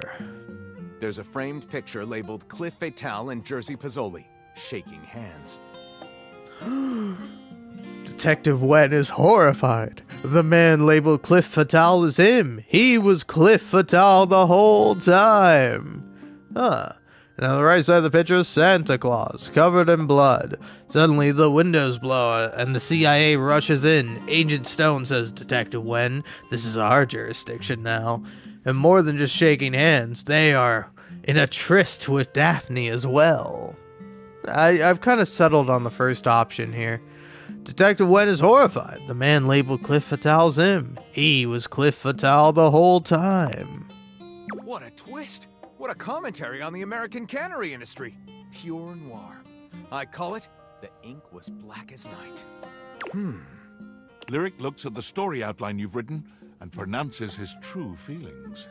Looking at this, I think this will be one for the ages. I'll write it up right away. Unless you think we could come up with something better? Oh, you can just do it again? No, let's go with this one. I'm not doing that again. See you soon, partner.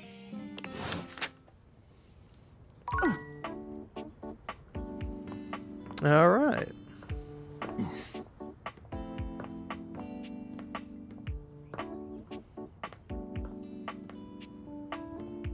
I mean, I've talked to this guy before, haven't I? Dorian stands directly in your way, unmovable and unimpressed, and facing away from you entirely. What are you looking at? The back of your head? That's right. It's facing away from you because I need to stay alert on the goings-on outside. What's in the backyard that's so important? What's in the backyard simply does not concern you right now. What you need to focus on is inside the house. If you want to speak about why, talk to Front Dorian. Are you his evil twin? I'm the same as him. I'm just facing the other way. There isn't an evil board in my body. I've been straight with you. Now be straight with me and go away. I was hoping I could be gay with you, but alright, if you say so. I'll be straight. Whatever. Do enough of that in real life. God.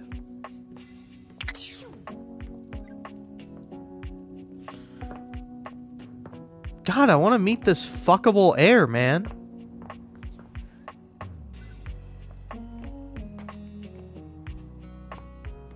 I don't know, am I laboring under some false delusion? Yeah, hold on, maybe I gotta go upstairs.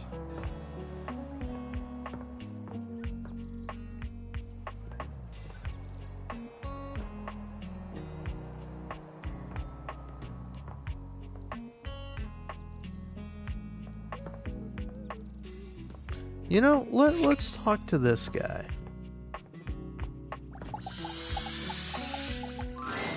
My love, you have returned. There is, you know, the most amazing rush of air in my chest each time I behold you now. Of course I've returned to be spoken to like this. Well, what can I say? You inspire me. You are like breathing freedom. Alright. Well, darkness time.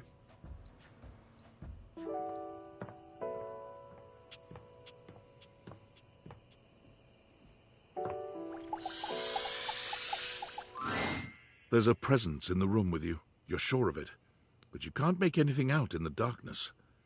As you search for whoever it might be, they address you in somber, funereal tones. As the light fades and dusk draws, all hope becomes despair. Do you wish to proceed? Sure. Is that so? Let regret not fill your heart then. Hark! For your greatest fears manifest in yours truly. A monstrous creature takes shape from the darkness itself, a terrifying amalgam of bones both human and animal. Grotesque, clawed fingers and seething, swirling shadow. From brazen earth to the heavens most incorrigible, the shadows quiver, the shadows quake and quail. Light has no purchase here, for I, XXX Shadow Lord 420XXX. See you.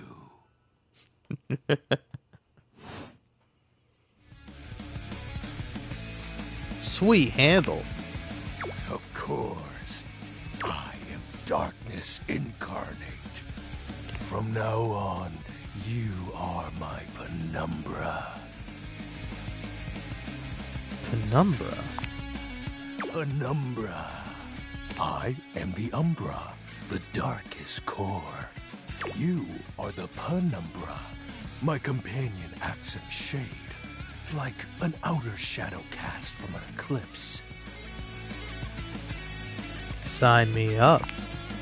Yes! So tell me, Penumbra, what brings you to the call of night? I noticed that one of the shadows was wrong. Did you find that out on your own? Or did you use a hint? On my own. Observant. I enjoy those who observe.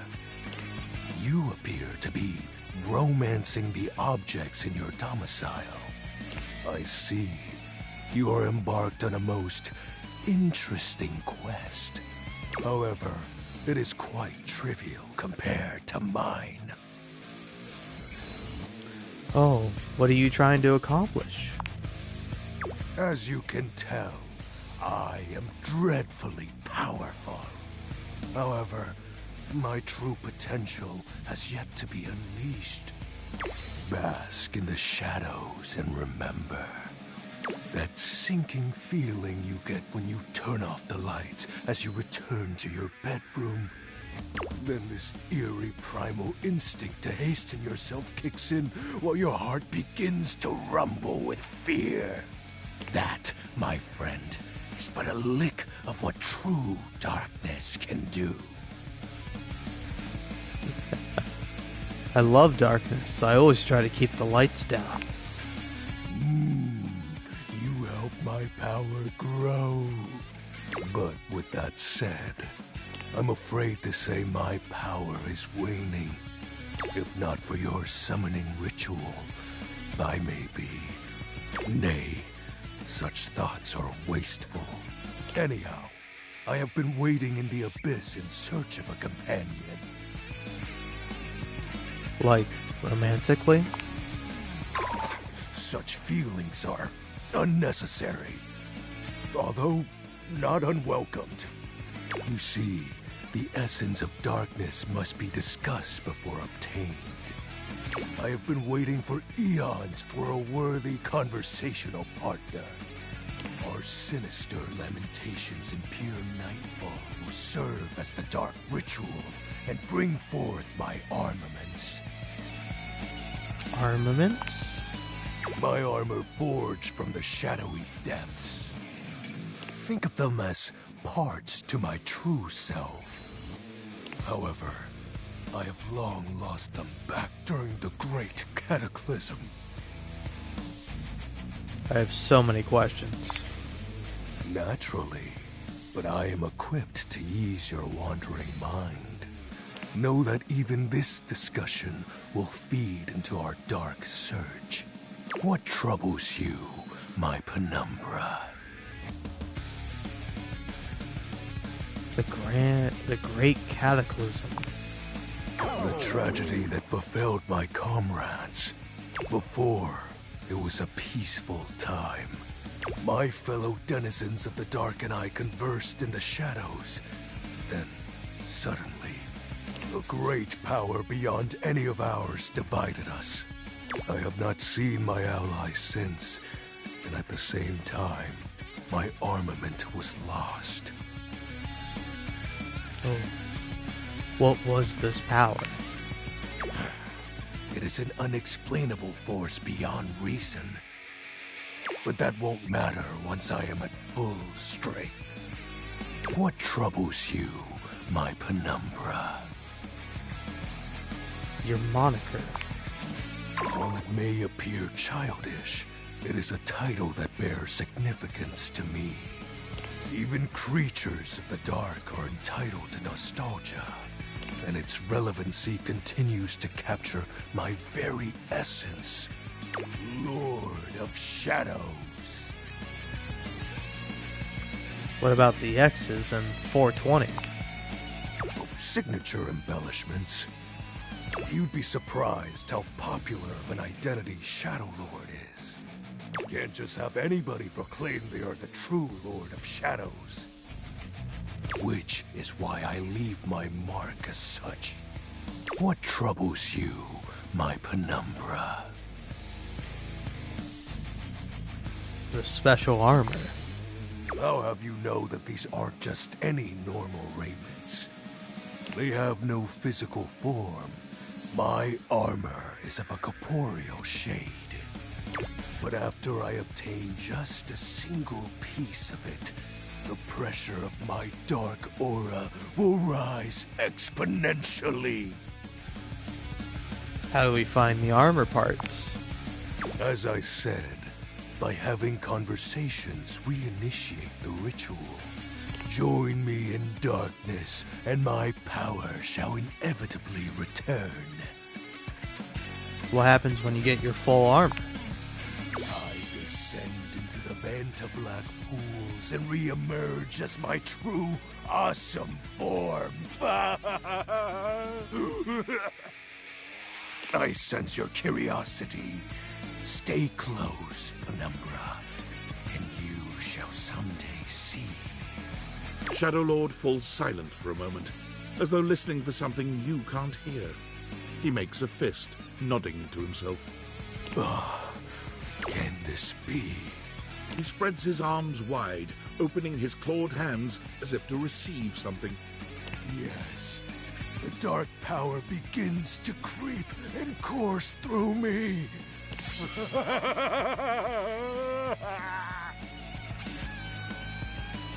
The dark power. Yes! I knew I had a good feeling about you, Penumbra. A piece of my armament has returned. My soul quivers with might. It's true. You look very mighty and sexy. Oh, that's exactly the idea. I thank you for awakening me. Encountering you has been the most exciting event in a very long time. For now, I shall relinquish you. Return to your quest. Oh, and no need to reinvite the light. You're now a denizen of darkness, after all. Unless being in the dark brings about a fearful sensation that tickles your heart too fiercely. Farewell.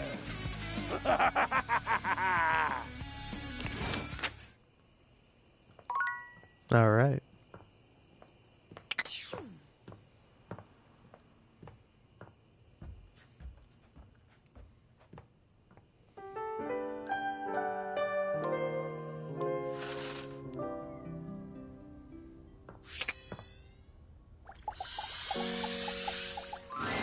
Tickets. What a confusing thing to keep. They're so rarely beautiful on their own, aren't they? I annoy because I care, you chiseled rubbish heap. So, what a pleasure to see you again, my love. There are no more memories to go through right now, but we can make some new ones if you'd like. How about a little kiss? Little? Yep, just a little one. Oh, hell with it. A great big kiss. Oh, you lovely risk-taker. Hang on to your hat. Memoria gives you a kiss that is sure to land in your own romantic hall of fame. A true old-timer.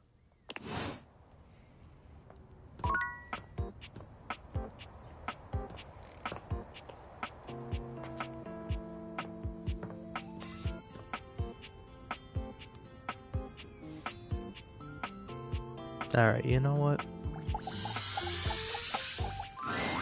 Ah, man, this isn't where the experience is for today. We're meeting at the weight rack. See you tomorrow. Oh, fuck you. Is this what I'm supposed to look at? No.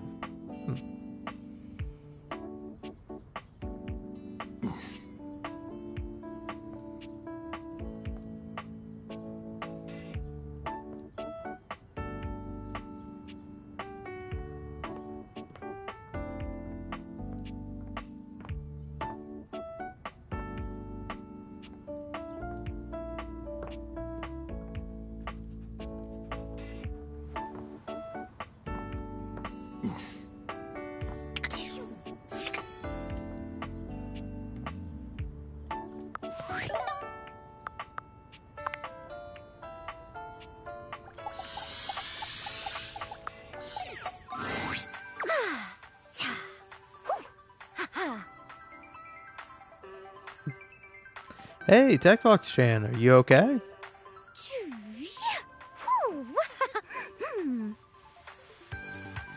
Oh no, I'm so sorry. Huh? Oh, sorry. I was just doing some of my acting practice. UI is more than just the text. It's the little transitions and animations, too. That's really cool. I think so, too. I love the little animations, and they help the others here show their emotions in a more reactive way than what might be conveyed through art alone. And practicing can be fun.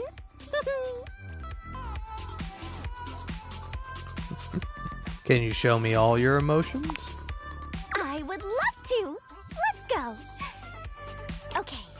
Lights up and action. Joy. Sadness. Anger. Fright.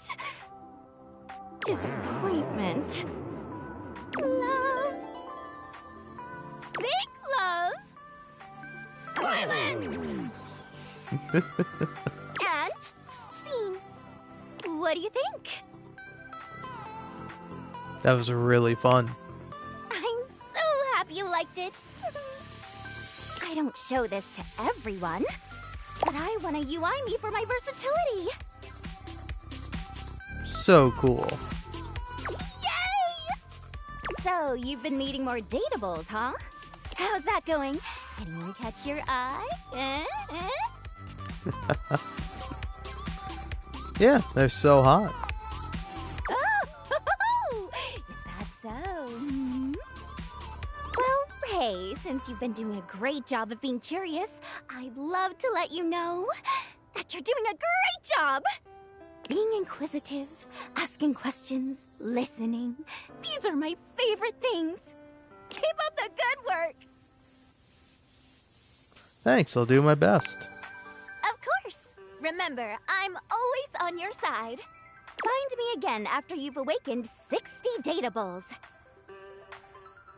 But I already did that. Oh, don't you know by now? Having the rest in between conversations helps the illusion of time passing, which makes it seem like our relationship is progressing. Isn't that a fun thing? I guess so. TTYL! Hoo-ha!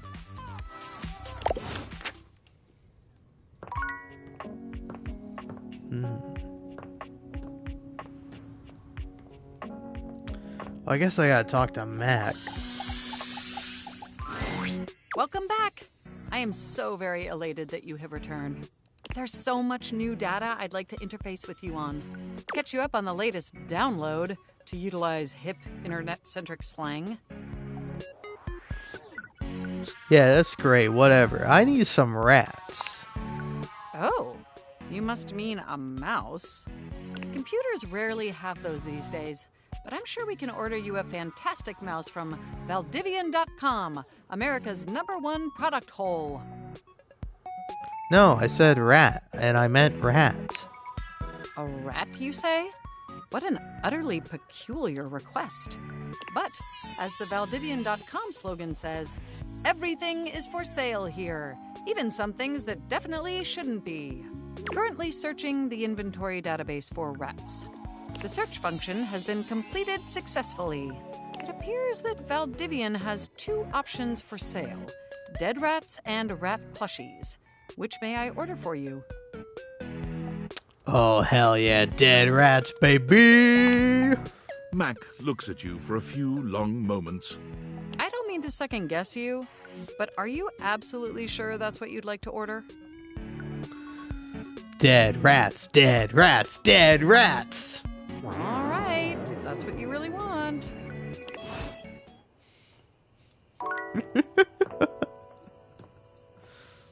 Of course I'm ordering the fucking dead rats.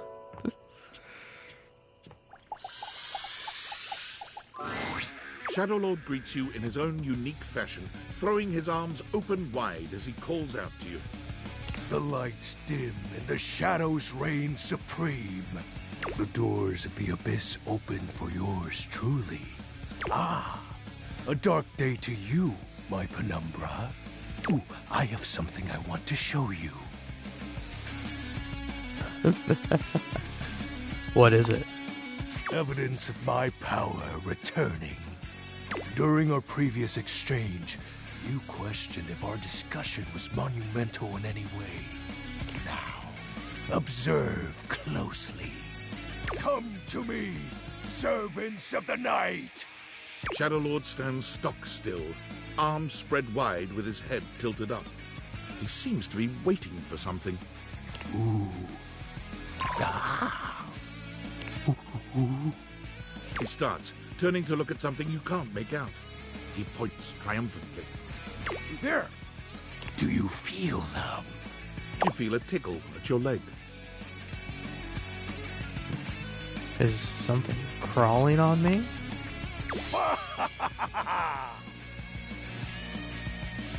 Did you summon bugs?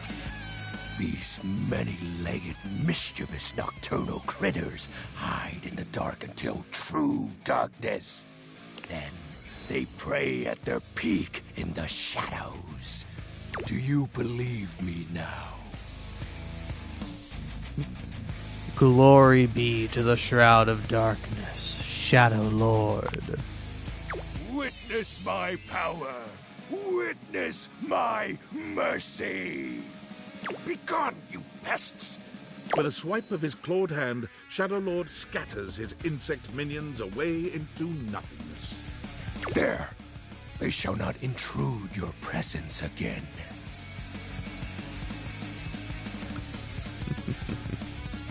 I thank you for your mercy, Lord of Shadows. I am merciful for your thankness, granted human. Most merciful of thankness, most bountiful. I have to say, Penumbra, I'm quite surprised. Your unfamiliarity of the dark is unexpected. This resistance to the colligiosity must be reversed. Perhaps your soul is not attuned properly. Training is in order. Give me all the training you got. Let's level up. Yes. Conversation will keep darkness in our mind tempered and in our control. Just as you participate in the labors of light, surely you partake in the leisures of darkness as well. What activities do you enact in the shadows? Regale me with every detail, Penumbra.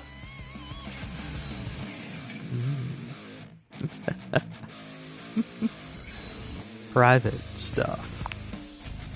Elaborate. I'd rather not. What's the matter? Stuff is hardly a sufficient description. Answer me properly, Penumbra. I'm, you know. Excuse me? I said I'm, you know. I feel as though this conversation is actually reversing my power. touching myself in places, okay? Oh, I know. I just wanted to get you to admit it. Huh? The sounds that escape you echo far, you know. I wouldn't be surprised if every object in this house has heard them. This is pretty awesome. You are just exhibiting good health. Nothing to be ashamed about. And if I may be upfront, each breath you let out during is admittedly adorable. Go on. I will when I'm ready. I'm grateful to you for providing me more insight into your life. Behold, our corrupted bond grows. Yes, I am beholding you, Shadow Lord. Ooh. He exhales, his hands tightening into fist before throwing his arms open once more. You're beginning to grow used to this routine with him. I feel it. Another piece of my dark armament. It courses through my once dazed body, rejuvenating to the next stage.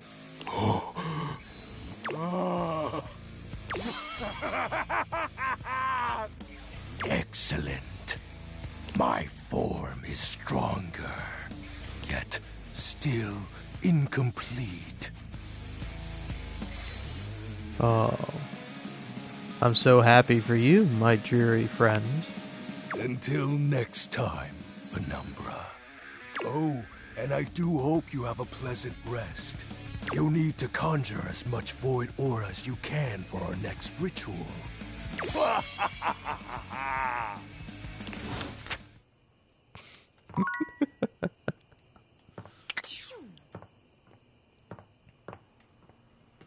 Honestly, that is pretty good.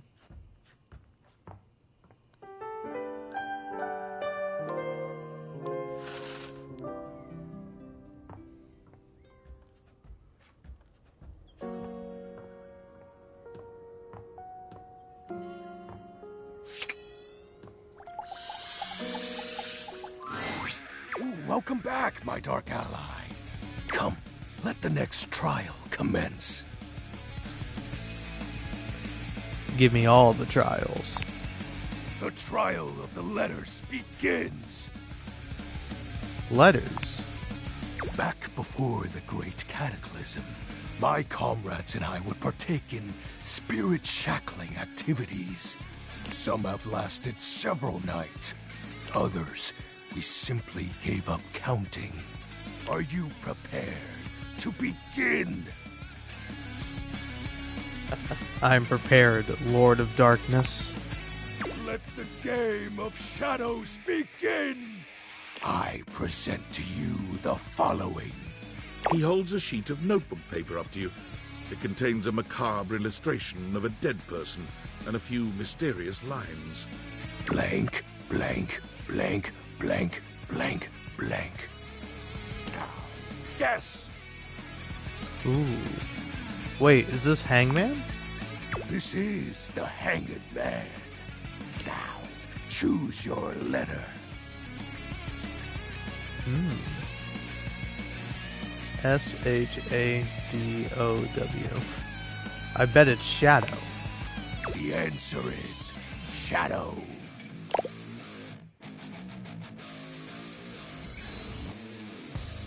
That is so sick, dude. Completely sick. Your turn. Shadow Lord's skull doesn't really have much in the way of expression, but he seems a bit smug. I'll have you know that among my dark cabal, I was the leading player. Think to yourself, what is your mysterious text? I'm gonna think... You're cute. 2 words. The second, 4 letters. The first, an apostrophe.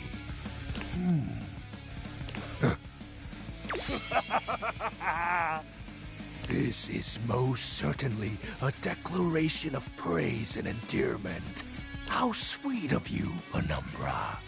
It's most certainly you're cool. No, he's right. He's right. What do you mean he's wrong? Fuck you, video game. He's correct. What? I know, right? Possible. What is the answer then? You're cute. Shadow Lord falls silent as he tries and fails to process this compliment. Ooh. Oh, well, I see you've chosen the path of flattery. As are you, Penumbra. Very cute. Ah, that was entertaining. It's been eons since I've played the Hanged Man. Last time, I engaged in a mighty face-off with Lunar Knight that lasted until sunrise. Oh, it was legendary. Who's Lunar Knight? An old comrade from before the Great Cataclysm. Were you too close? He was a former shade of mine, if you get what I mean. Our conversations gathered more shadows than any other Void Dweller. The Lord of Shadows and his loyal knight. Us two were perceived as an eternal pair. What happened? The Great Cataclysm. Tell me more, Shadow. Very well. I suppose a proper explanation is owed. Tell me, Penumbra, what do you presume to be a power more fearsome than darkness?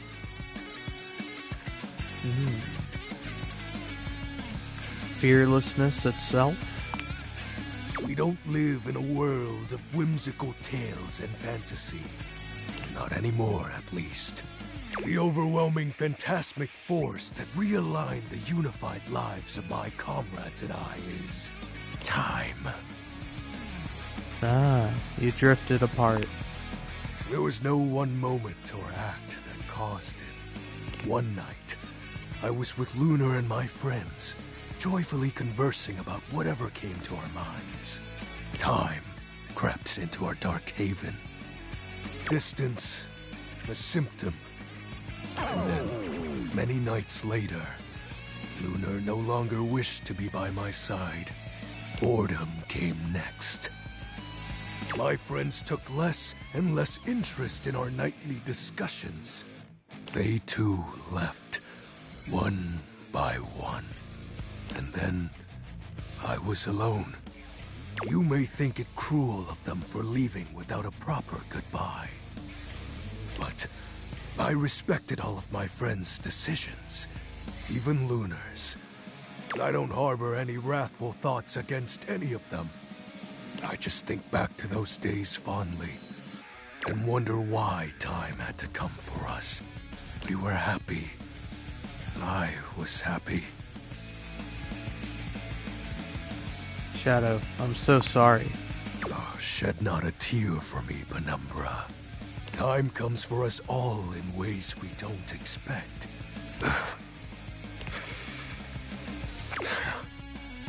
Normally, I'd celebrate triumphantly at obtaining another armament. That'll be all for today, Penumbra. Thank you for listening to my tale. Alright. You wanna know, like, a weird thought I had as I was going through that? I'm like, this is great. Makes me want to play other video games. Nah, that's not true. I had that thought separately. I was like, man, this game is great. I am liking XX Shadow Lord 420 XXX. But, I am like, damn. You know what I like in video games? Gameplay. Sometimes you play a game that's too heavy on the gameplay and you're like, man, I just want to go back to like watching cutscenes. And sometimes you play a game and it's like, man, I just want to go back to gameplay. And it's like the problem with this game is that it's all cutscene. It's all just either hitting dialogue options or, you know, just nothing else really, wandering about. But I will say, I will take it. I will take no gameplay over bad gameplay. Even though I would say the gameplay is a little bit bad in this game because it's like not always great when you're picking options and choosing things going through the game, because it's like, where the fuck is auto text? Where's auto text, man? Give me auto text. I'm sick of thinking a character is done with their line and then fucking hitting the X button and then I cut off like a laugh or something. You know? Give me my goddamn auto text. All right? But also, you gotta have the thing for weirdos.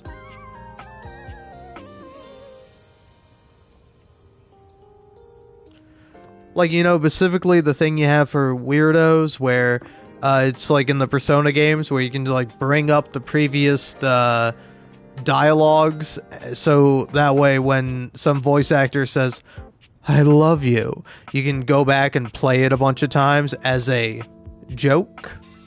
And that'll get everyone really laughing. That'll have everyone having a good time and definitely not seem fucking insane and weird to most people. Nope. Totally cool. Yeah, you gotta be more open door, Ian. You fuck.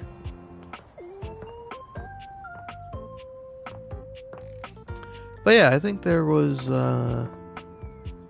something else to do in this game. I mean, there's plenty to do. Oh yeah, let's go and talk through Susie Yun, because honestly, at this point, I'm tanking. All right.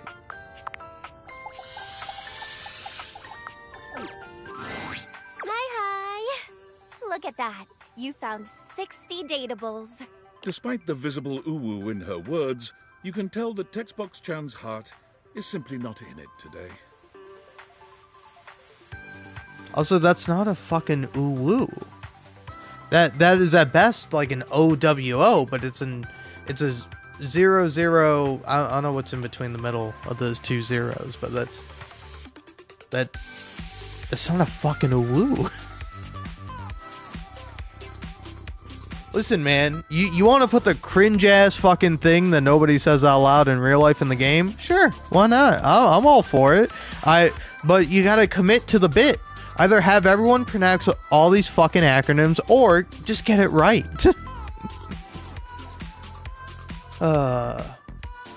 Hey, are you okay? I'm fine, really. You've been doing a lot of running around the house dating, huh? You're really flying through those text screens.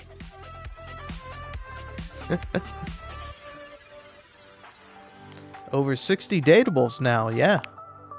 It's impressive, honestly, and so much text to transcribe.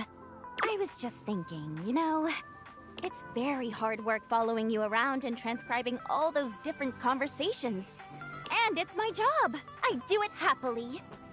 But you know, it would mean a lot to know I was doing my job properly. She looks at you hopefully, her yellow eyes shining. You're doing great. Really? Oh, I'm so glad you think so. Ooh. You know, it's funny I ended up in this line of work. I was always really interested in reading and communication. I was just so in love with the power of the written word bringing people together. And UI really lets me do that, but everyone is always so concerned with, does it look cool? Legibility is the most important thing. But no, all you ever hear people say is that UI is so stylish, or that UI is ugly as sin. People are all about appearances. That's so unfair. It is, right? When I was a young and shiny-eyed UI, I used to have dreams of being the one to change that. But you grow up and you realize some things are bigger than you. I might not be able to beat most people's opinions on UI, but I can be the best darn UI I can be! Yeah! So look, there's still a bunch more datables left for you to find. Why don't you come back once you found 80? I'm gonna do the best work I can until then. Huh! I've done that. I can see that. But it helps when I take breaks in between our little chats. Helps me reset. See you tomorrow. It is really funny that every time she's like, hey, go find more datables. And I'm like, I've done it. I found pretty much all of them. I'm only missing a couple. Speaking of ones I'm missing. You don't see Daisuke right away, but as you approach, you hear him calling out to you. Please, come in. All right. Our conversation the other day showed me that I have been neglecting myself and my once beloved hobbies. And with my work done for the week, I found myself going mad for want of things to keep my hands busy. It felt like a good time to remind myself there's more to me than my deep and abiding love for dishware.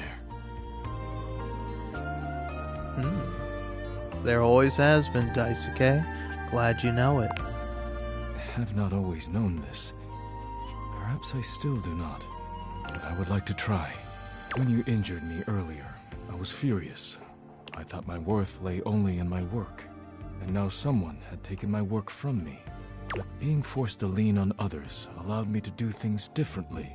I am embarrassed to admit that you and Fabrizio have even improved on my processes in ways I hadn't imagined. I am far more efficient now. Have I done this? I still technically don't know your fucking name. I'm pretty sure I also said it wrong by accident. Because it's Daisuke, right? And I said Daisuke. Like, I'm pronouncing... I don't know. Maybe one is right. I don't know. I'm an idiot. Maybe I got both of them wrong. But yes, like, he still has fucking question marks next to his name. I still don't know what this dude's name is. I've talked to Fabrizio once, and he's like, "Oh, thanks to you and Fabrizio, I feel better than ever." And I was like, "Really? I don't know what I did." So, if you allow me, I would like to invite you to indulge in a passion of mine. Poetry. He gestures to a table laid out with paper, pens, and a few lit candles. It's all terribly romantic. Oh, how wonderful. Your enthusiasm touches me. I am happy we share an appreciation for the arts. Daisuke guides you to sit, not leaving you much choice in the matter. You take a seat and watch as he takes up his pen. Let us begin then. Do not overthink it. Poetry is best when it flows from your mind to the pen with as little interference and delay as possible. Do not overwork your words, and do not worry about how it sounds. Simply write with your heart. Well, yeah, you got it. That sounds nice. It is as nice as it sounds. Let us begin. Daisuke's pen begins scratching against the paper immediately. Perhaps he's inspired already, or perhaps he's been preparing for this moment. You, on the other hand, simply stare down at the blank paper before you. I'll write a love poem for Daisuke, which is, it's so weird that I still don't know this guy's name. You feel inspired by what's been building between you and Daisuke, and you remember that Beverly said Daisuke would love a poem written for him. You begin to write. You are writing away there. I look forward to seeing what you have produced. I'm ready to share now, actually. Already? Wonderful. I call it Ode to Dishware.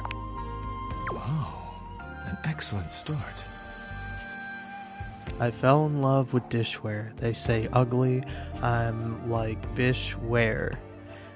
He's handsome and hot. A loser he's not, and I hope he'll let me kiss.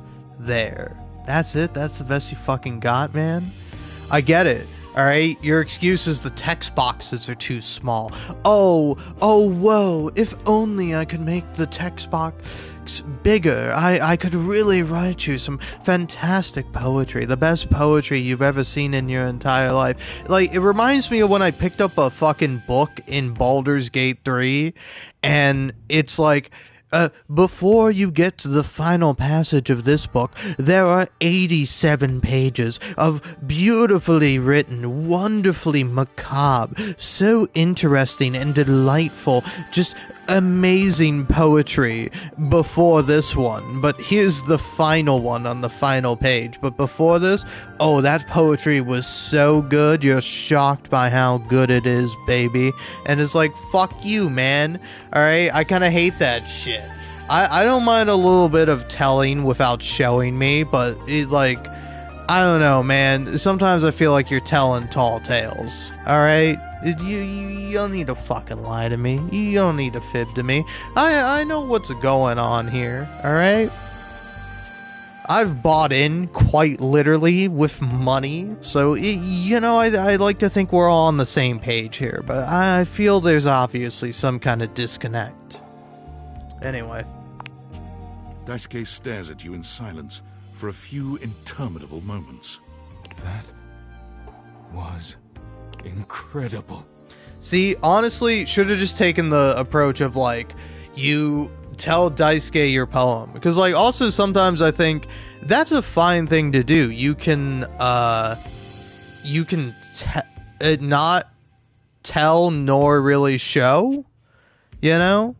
Because, like, sometimes it's better to be like, oh, hey, it's like, you sing this character a song, and rather than hear the actual song, just like, hey, here's like a couple of music beats. Sing if you want to be entertaining or whatever, or fill in the blanks or whatever, you know? But it's like, when you write something like that, and this guy is supposed to go incredible to that, I'm like, alright, well now I'm out.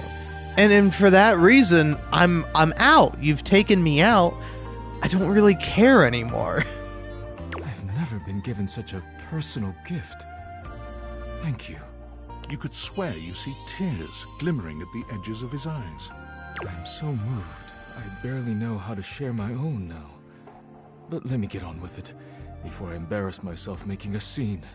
Daisuke clears his throat, looking down at his paper with some mix of pride and excitement. Since you entered my life, I have been renewed, like a forgotten subscription to a magazine. Your beautiful smile bathes me in sweetness, like a jar full of honey that has been knocked over on the shelf. The day you fell on top of me was a day of great change, like a pocket filled with quarters. I hope we will fall on top of each other in a different setting one day. He stops there, looking at you expectantly. It seems that is it, and he is deeply proud of himself. Yeah, that was good. I paid attention to it. Oh, Daisuke, that was so beautiful. You are too kind. Thank you. It has meant much to me to be able to share this part of myself with you. Thank you for being here with me. It was my pleasure. You and Daisuke sit in a pleasant silence together. When it comes time to part, you know neither of you will forget this moment.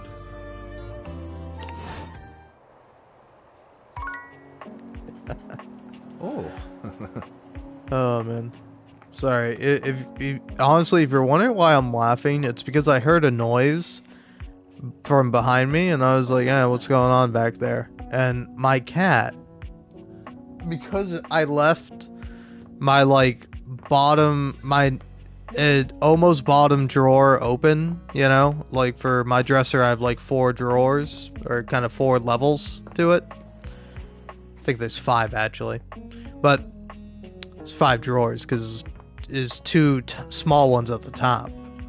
But I left, like, the 3rd one open, because I was, like, I'd grabbed some clothes from there, and then I just forgot to close it. And my cat has jumped into that drawer. She's now just sitting in there. She's like peering over the drawer at me. Like I can only see her eyes. It's very funny. But yeah. Anyway, video game. I'm playing the video game.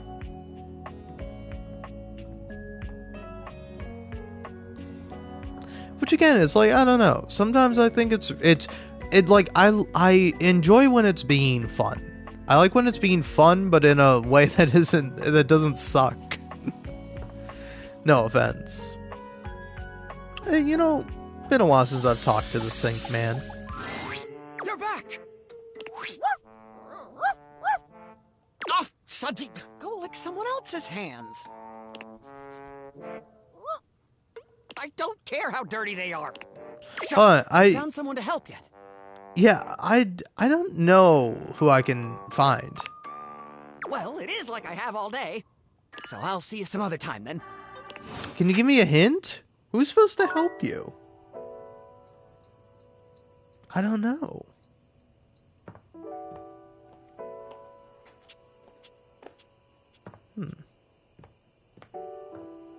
Well, I mean, did I already talk to this guy? I did.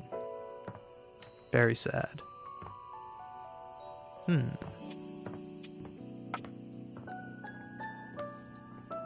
Oh.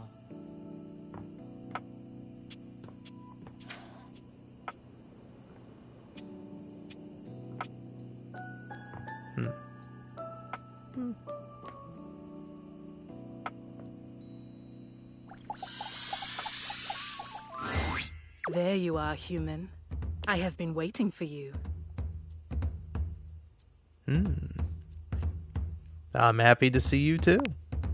That is not what I said. I said only that I have awaited you.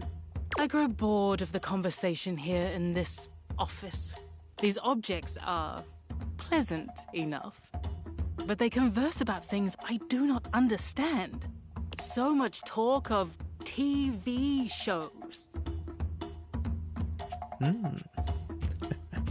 What do they say exactly? Utter nonsense. Something about total drama, tea spilled, the shade of it all. These are words I recognize, but their usage is unclear. But you are here now, so you will entertain me. I live to serve, Queen. It gladdens me to see that you understand your purpose. Tell me something of your human aspirations, your hopes and desires. There is nothing so amusing as the dreams of humanity.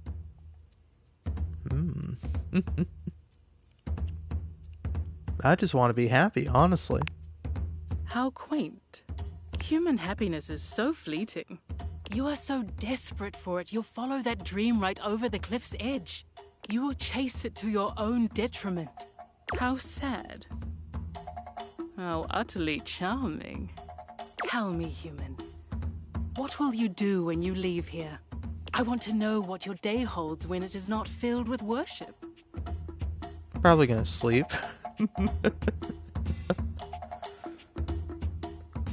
Going to try to advance my relationships. How quaint. I shall look forward to hearing of your progress with the others here. All right.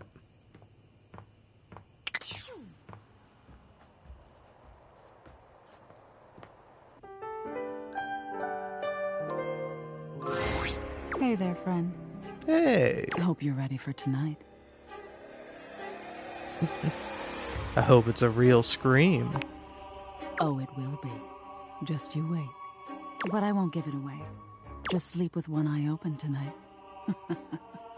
The nightmare is terrifying, but knowing that it is also your friend makes it that much easier to bear.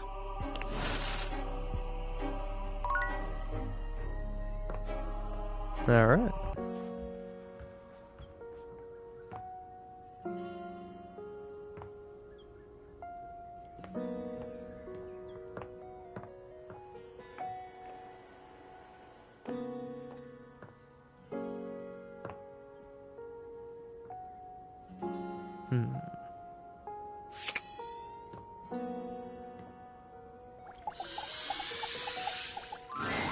There's a strange heaviness to Shadow Lord today.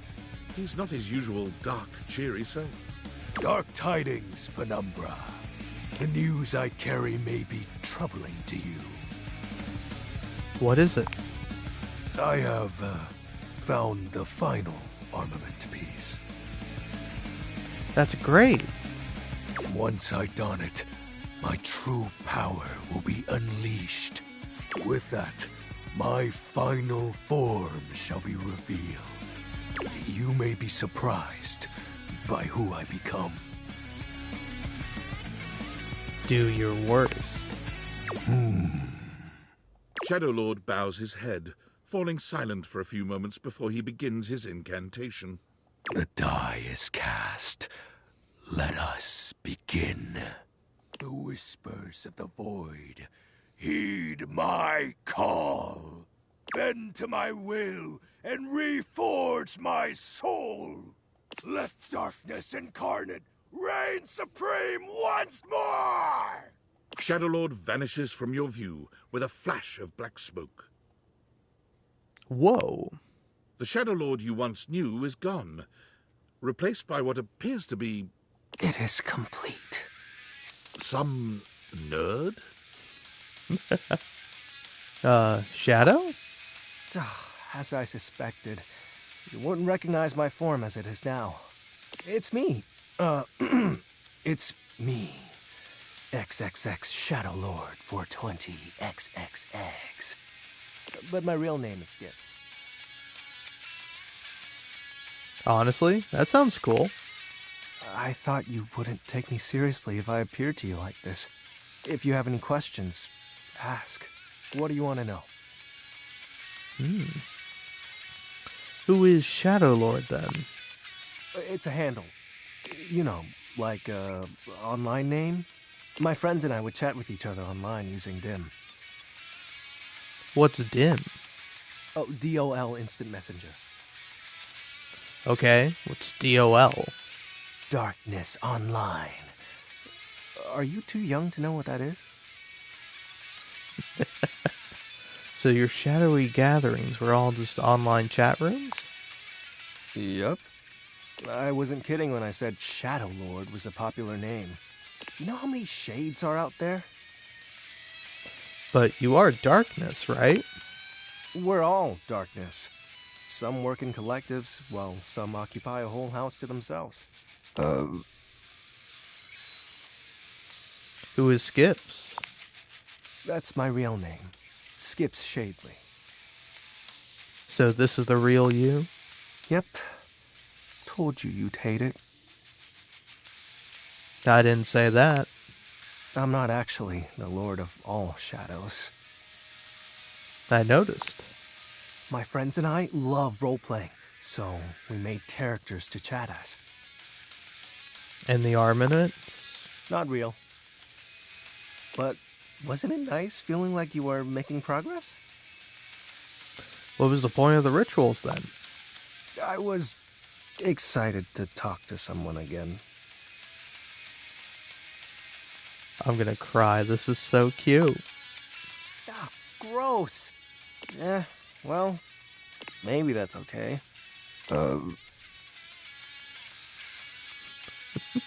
Who is Lunar Knight? His name was Benji. Is Benji. He's the one who invited me to the group. The group? The chat room. He was really encouraging with everyone's roleplay. Especially mine. Do you miss him? I think I miss our time together more so than him. Does that make sense? I hope wherever he is, he's happy. That's very mature of you. Yeah, well, I've had a lot of time to think about it. I still get bummed out, though, but that's just my mind taking negative nosedives every now and then. I hear you. I figured you would. So, was the Great Cataclysm a lie? Well, that was actually the most accurate thing I've said. You had a rift with your friends? It was slow and sudden at the same time. Maybe it was happening the whole time, but I didn't notice. But it doesn't matter. The fact is, my friends all stopped hanging out with me. We just grew apart. That's life. Guess I was hoping that didn't apply to me, being unalive and all. Fair. Ha. Ha. How do you accept that your friends aren't your friends anymore? Question for another time. I think I get it now. So, Are you mad at me? No. Cool. Do you still want to hang out with me? Of course. Well, that makes me happy. So, what do you want to do?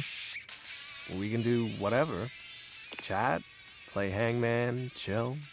After all, we don't have to worry about time anymore. Why's that? Well, because I'm going to turn you into a shadow. What? Now that I'm up to full power, I can reconfigure you. That way, we'll be together forever. I thought the armor thing was made up. Yeah, but the powers of darkness are very real. Now, become untethered and enter the void. Not like this. It'll be fine. You're not like the others. You won't leave me like they did. Like Benji did. And we'll be together forever. Trust me.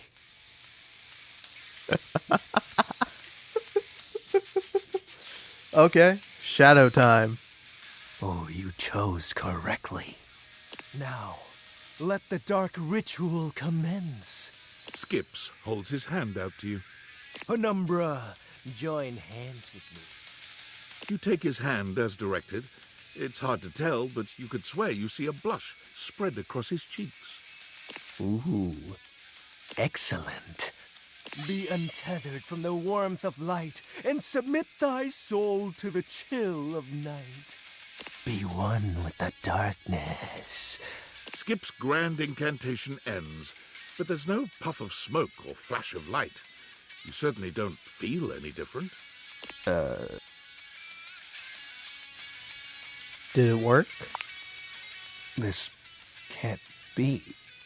Why isn't it working? Aren't you fully attuned with the shadows? No, that's not right. If you can't become a shadow, how can we truly be together? Skips, it's fine. For you, it is. You have so many other friends to talk to. I only have you. Why do you have to go in the morning? Why can't you just stay and be with me?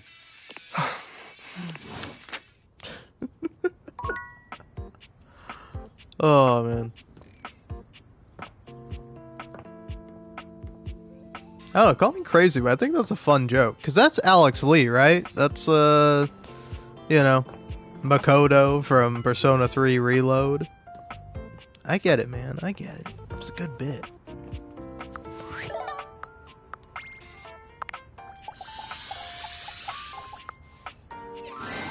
Oh, hey! If it isn't the big dater, look at ya. You've really been testing the limits of UI lately. I've been in overdrive just keeping up. Since you've been staring at my words for quite some time now, I wonder if you could tell me what you think of my font. I really love it. I'm so glad you do. I put a lot of work into finding just the right one, you know? Font selection is such a huge part of communication, and it's wild how many players overlook that. As with a lot of things with UI, most people don't even bother noticing the font when it's good. But when it's hideous, boy oh boy will people complain about it then. And nobody says, "Hey Textbox-chan, love that font." I can tell you really thought long and hard about what would look best and be most accessible. How do you figure out what works best? There's a few different things to consider, really. You should be looking at things like font size, how distinct letters are from each other, whether or not there are unnecessary decorative elements. It doesn't mean you can't make your font look nice, of course, but sometimes people use completely silly or overly ornamental fonts when they don't have to.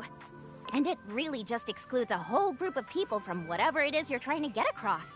Even the color you're using can make it harder for some people to read the text. I could go on about this all day, honestly. The point is, there is so much information that goes into UI, and gosh darn it, I am trying!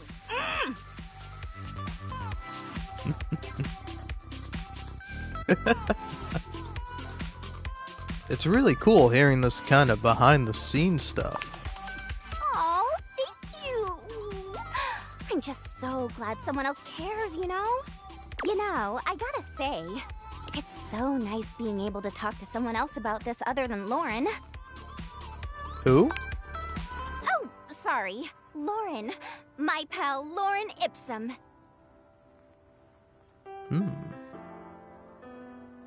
Lauren? Do you mean Lorem Ipsum? No, I mean Lauren Ipsum. Wait, what am I saying? I should just introduce you guys. Hey, Lauren! Come over here for a minute. A strange little creature appears from the ether somewhere, settling just above Text Box Chan's hand. Lauren Ipsum dolorisit amet consectetur adipisking elet. Donec vera magna ut quam varius, pelentesque pubinar nisi consectetur. Quisque ablasinia ligula, eu consequat orsi. Nullus ad biblectus. Proine terdum enim sit amet fugiat velit. Isn't she just the coolest? What's she saying? Nobody knows. I mean, not literally, but Lauren and I just really kind of communicate with our hearts, you know? She always knows just what I mean, and I know what she means too. Her job is to display text so people can make sure their layouts and fonts and all that good stuff look right. None of the things she says make any actual sense, but nobody tests layout and design quite like she does. I'm so proud to call her my BFF. High five! Should I be jealous? Of course not. Lauren and I are good friends, and that's all. Besides, should you be jealous? Is there something you need to tell me? Hmm? Oh, no, don't answer that. I won't be able to look at you without blushing. And I got a job to do. Anyway, you can go ahead and go, Lauren. I'll be right behind you. Autor eu augue ut lactus. It's been nice, but I've got to get back to work. Always so much to do when it comes to UI, after all. I think we're really getting to know each other. You can come by anytime. I, might be ready to take our relationship to the next level. I'm up for it, baby. That's the spirit. See you later. Bye.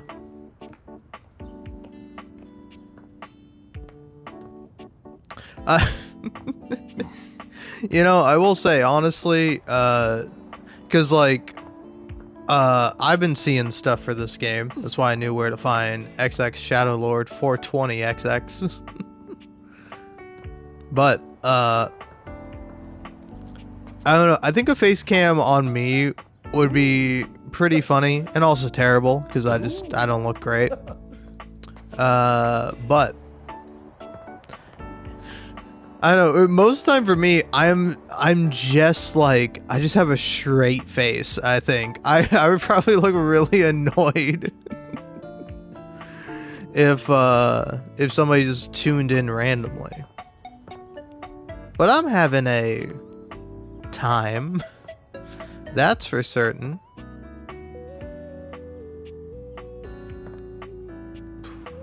Alright.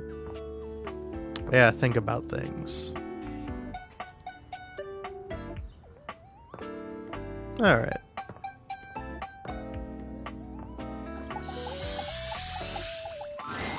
Page 32. Always wear pink to a funeral. Stand out from the crowd. My favorite right hand. Wanna help me check on the books? Of course. You do check on the books, as well as other, more private things. One can say that with Stella, your business, at least, is booming.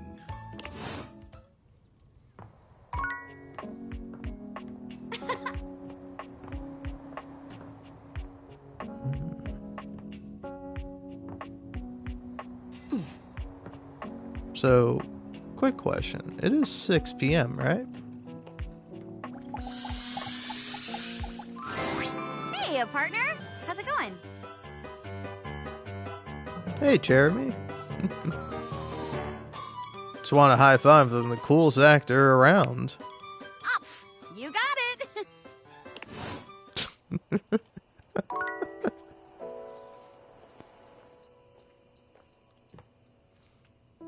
It's pretty funny.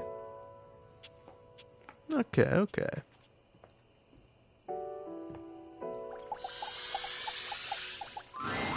It's a bit difficult to tell exactly what music Rainey is listening to at such a dreadful speed, but it sounds almost like a high-pitched orchestra, if the orchestra was composed of awkward high school kids. Is this a high school band? Well, Record Sleeve says it's your local high school band. None of these kiddos are virtuosos, but can't you just feel the human spirit radiating from all those shaky notes? I feel something radiating. Yeah, this brings back great memories. Rainey takes in a deep breath and sighs pleasantly, the cacophonous music evidently registering to her as nothing more than soft, sweet melodies. Oh, I've got an edge already, man. I'm feeling high. Go on now. Leave me be.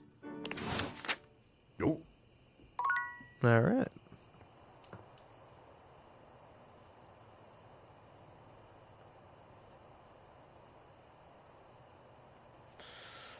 Oh, you mind if I go grab a snack? Kind of want to grab a snack. But in the meanwhile, until I get back, who shall I leave?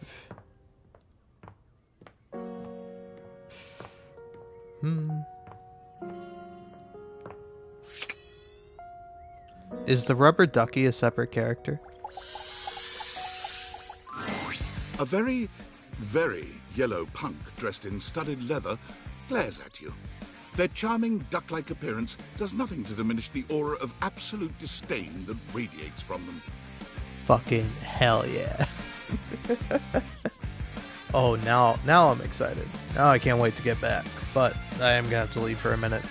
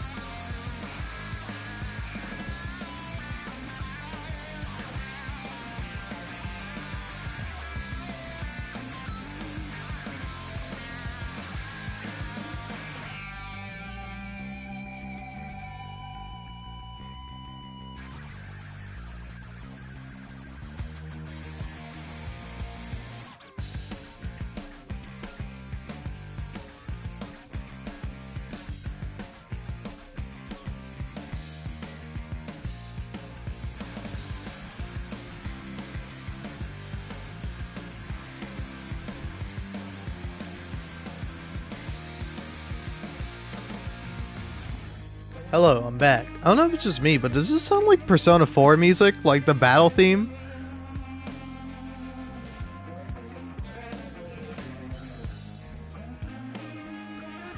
Well, it's changed now, but anyway. Who the duck are you?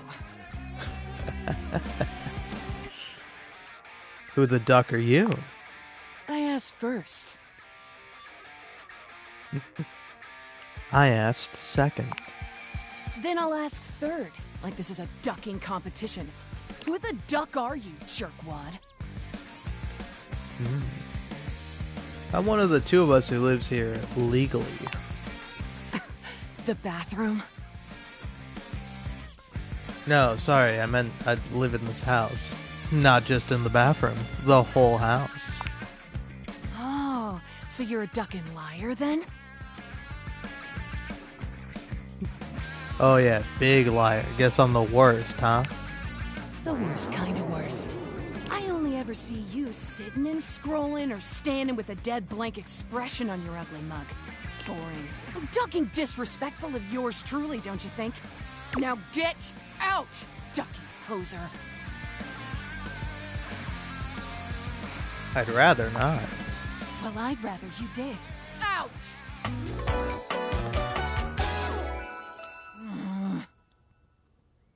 Damn. Alright, well now I gotta know about the rebellious duck.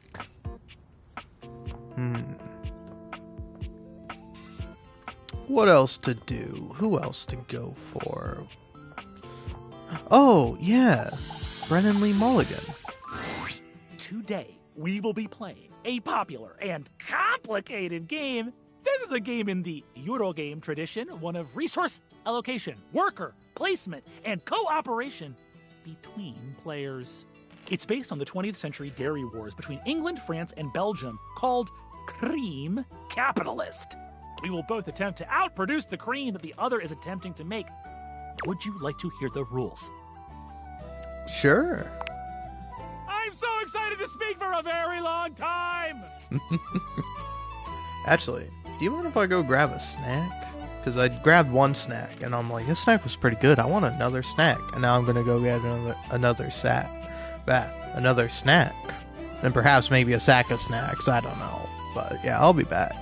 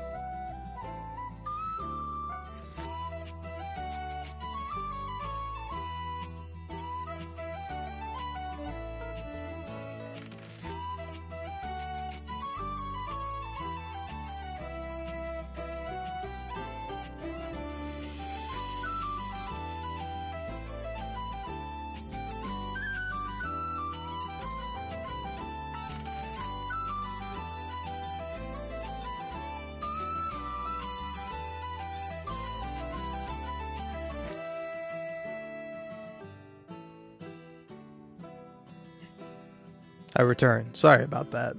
I had to take some extra time to pet my little kitty cat. Parker does indeed speak for a very long time, spending roughly 45 minutes going into excruciating detail about the different rules and sub-rules for each scenario, including the expansions which, as far as you can tell, aren't being used.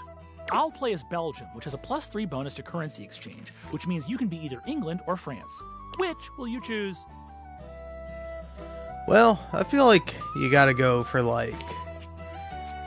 I'm thinking England. You know? Nothing against France, but I feel like there's a little bit of distance there. There we go.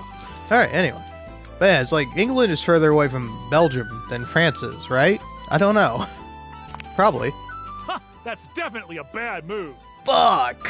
In the Cream Capitalist Championships, England is well known to be at a disadvantage because of the cow wandering exploit. Think of the exploit! Begin! Parker distributes the pieces, a 10-minute process. You receive 5 cards with various types of cream-making machinery on them, 6 bulk cooling tank pieces, 24 cream maker worker pieces, a pasteurization token, and 8 or 9 things you can only describe as shapes.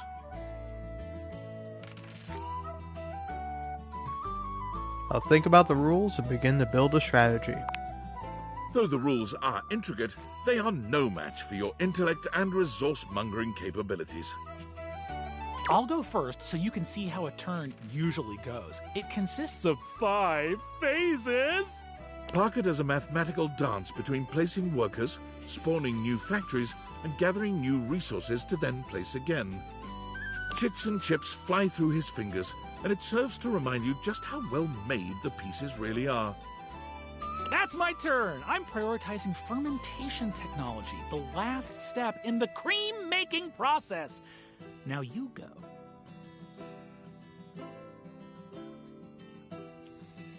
Let's see.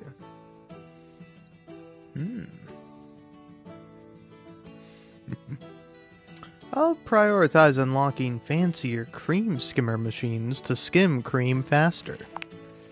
You plug your resources into the slots to unlock fancier cream skimmer centrifuges. Soon, you'll be able to make cream faster than Parker. That's all right. I have more than enough workers for the fermentation process, which you will suffer from. The turn goes back to Parker, who spends 10 more minutes going through the 5 phases. I've invested in new technologies. Once my factories are complete, my process will be airtight. Making cream will be a dream. Ooh. Yeah, I'll put my resources into making more resources, building up a large supply. Okay, I get the hint. I won't send any burglars your way. You and Parker seem to be neck and neck in cream production and milk gathering. You've made it to the solstice season, where your respective countries' production will finally be scored. At turn 14, you see a critical opening.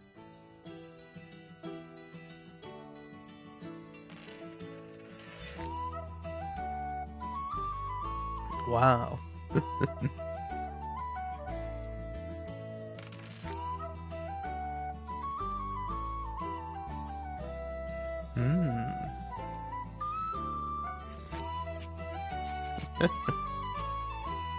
I don't know.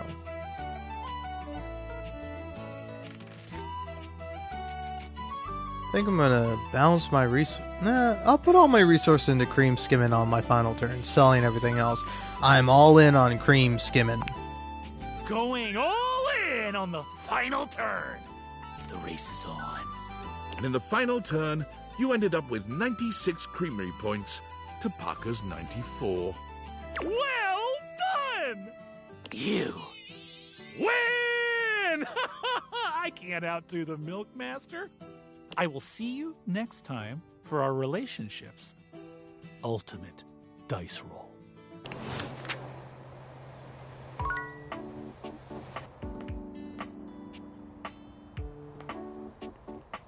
Alright, that was pretty good. Now, who to talk to, what to do. I don't know, I would kind of like to get into my safe at some point. You have returned. Well, choose your destiny. Chef and prep cook. Hurry! You're already 10 minutes late. Come in quick and get to your station. And wear this. Are you the new prep cook Carlo recommended? Wait, am I supposed to get paid for this? Ugh! It's just part of the scene. I know it is. Alright, fine. We're doing a role play scenario, remember? play along. Apologies, mistress. You're talking too much and prepping too little, prep cook. You're already late, and now our customers are getting impatient. Impatience means review bombing online, and review bombing is the first step to certain bankruptcy. Don't make me regret hiring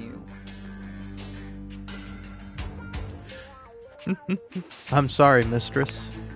You disgust me. Now stop your pathetic groveling and get to work. Because of your laziness and incompetence, we're already severely behind.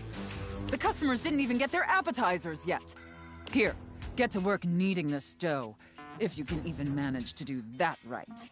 Knead it real deep and hard. Do you understand me? Yep. Maybe I didn't make myself clear, worm. In my kitchen, I am the Alpha and the Omega. You exist to serve me unquestioningly and without hesitation. And at all times, you shall address your superior as yes, chef, and yes, chef alone. Do you think you can get that through your thick skull? Yes, chef. Better. Not great, but serviceable. Maybe we can mold you into an adequate prep cook yet. Now knead that dough. Knead it really, really deep. Harder, prep cook. I want to see the beads of sweat glistening on your anxious brow. That's pretty awesome. But also, really no like kick to the balls joke, or specifically knee to the balls, you know? Knead somebody, like a pun off of knead and dough, and knead as in like, you know, hitting someone with your knee. Irregardless, I would just say balls seem like typical place, but, you know, yeah, it could be anything. But yeah, it's like, I don't know. You got a great pun here, and it's like, it's always fun to go with the classic, ooh, make sure you do this normal task deep and hard. Make sure you get your hands all over it. It's like, yeah, it's pretty funny, but, I mean, come on now. But, yes, chef, I love kneading your bread. Very good, prep cook. Apparently you can follow orders when properly motivated. All right, enough with the bread. I need you to move on to preparing the main course, the turkey. Here, take this stuffing and push it deep inside the cavity. As deep as you can possibly go. Can my little prep cook manage that painfully simple task? Yes, chef. Well, what are you waiting for? Get to work! That's it, my little prep cook. Take that stuffing and shove it deep inside that turkey. So deep. Fill that turkey up with those steamy, moist breadcrumbs. Shove them as deep as you possibly can. Yes, chef. Now quickly, slide the bread and turkey inside the oven. But first, make sure the oven gets super hot. We need to make sure the food gets thoroughly cooked after all. How hot is the oven, prep cook? So hot, chef. Now that is a very, very hot oven indeed. Good work, prep cook.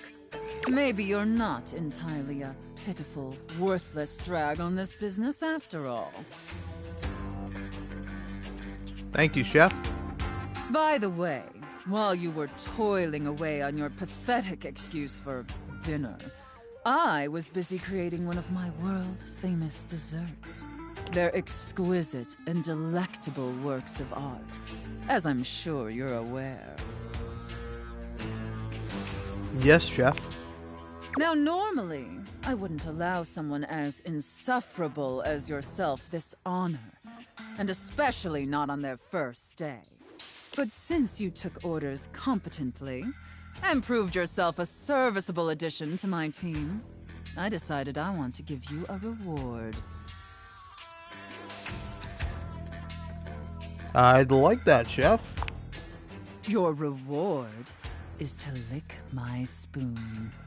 Lick it clean and tell me how thick and sweet my cake batter tastes.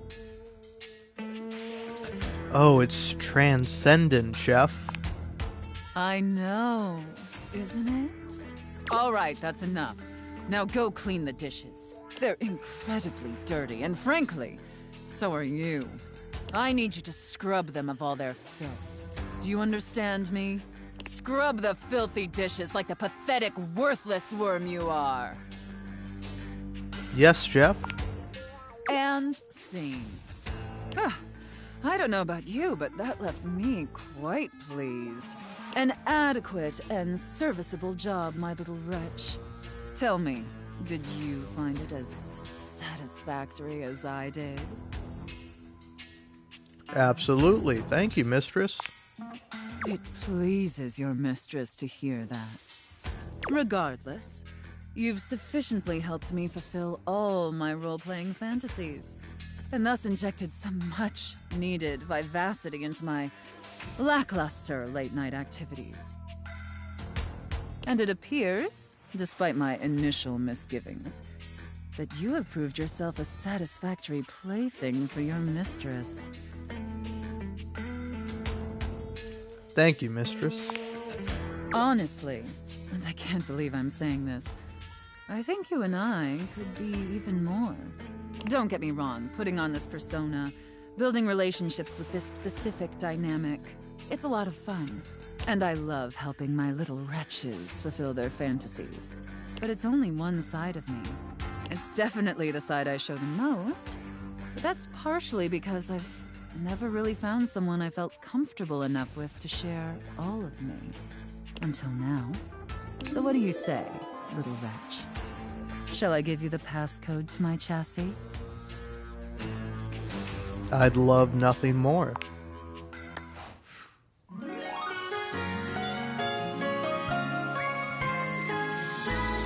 can unlock my chassis anytime, my little wretch.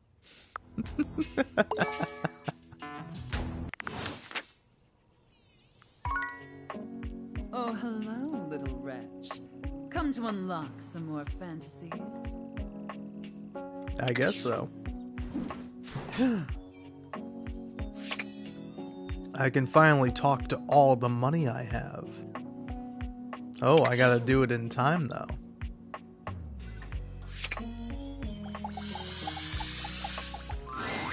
Sophia's gaze is normally fairly stern, but the look she gives you now is downright intimidating.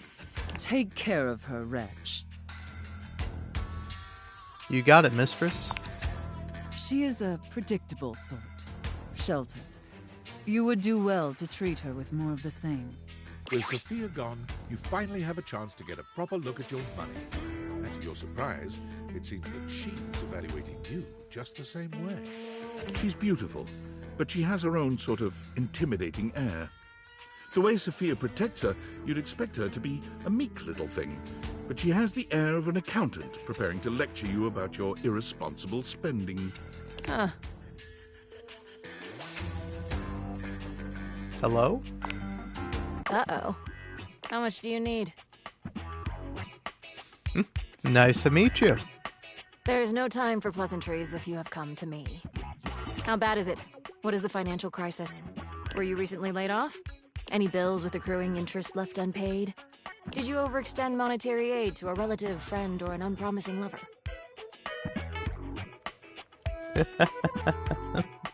Oh, I was kind of replaced by AI, but I think I'm okay for at least a while.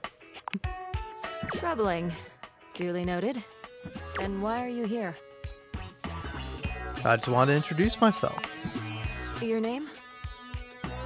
It's postmodern. Interesting.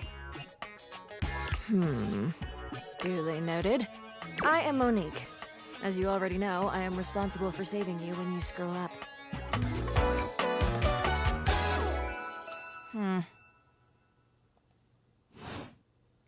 Please refrain from speaking to me unless you are in dire need of accessing your emergency funds. Can't we just hang out? No, I am busy. As I sit here in my safe, my value remains unchanged, save for the rigors of inflation. Oh, okay. Sounds like you know what you're talking about. I do. I am money. Money talks. I will talk more now. I am now stating that any advice and counsel from me is of my own opinion and not of a professional's. Now, to proceed with your question. Depending on your lifestyle and goals, adjust your personal spending to a minimum. Let's say about 10% or less of your paycheck. Then after paying the necessities like rent and utilities, see what remains and save accordingly. Also, get fewer home deliveries. The extra fees add up to a substantial amount. You can find more in this simple budget spreadsheet I've put together. I must go now. Goodbye.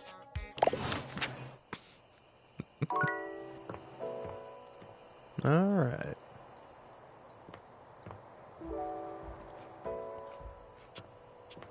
I mean, honestly, I'm kind of forgetting what I did today. I already talked to this guy, didn't I? Or did I? Hey. Good evening, oh dark and powerful one. You don't have to do that. But you're the Shadow Lord. If I was so powerful, it'd be a shadow. We can still be together, you know. Sorry, I'm just so scared to lose someone again. Every time you go, I think, what if he doesn't come back? But my fears subside when you return. Why do you keep coming back? Because I love you, dummy. I see. If that's the case, I've grown fond of you as well, Penumbra. I'll think of you always throughout my days. And I of you, through and beyond my nights. This is lovely. Your warmth. You're so cool. Now, what sinister ideology shall we deliberate on tonight?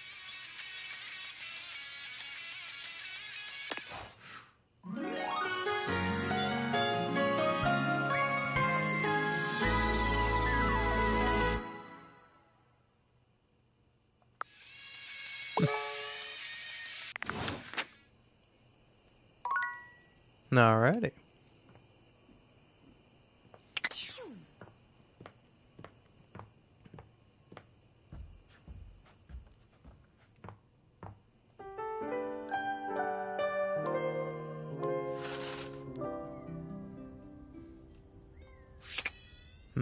Now what?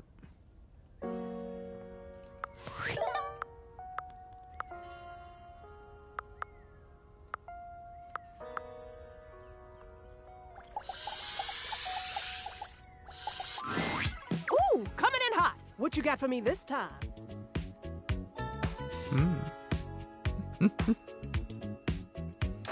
Am I really that predictable? Affectionately? Yes, and then some, honey. Now come on! I'm dying to know the sitch. You've got those urgency eyes. So, what's the deal? There's a problem at Scraps of Hope. An animal emergency? Ah, honey, why didn't you open with that? Who's in trouble? What do we need? How can I help? Give me answers. Davy, one of Mateo's rescues, has gone missing. Phoenicia's fingers are flying across her virtual keyboard before you've completed your thought. Already typing something up as we speak. Did Mateo give you any helpful info I can put in here? Anything eye-grabbing? We need some cute buzzwords to get things' attention. Yeah, a whole packet. Perfect. Leave it to me, honey. Missing and animals are no joke. We'll get this baby home. Ooh, I'm gonna do a live to generate some engagement for the post. I'll let you know how it goes. Check in with Mateo to let him know. I don't think he checks socials very often.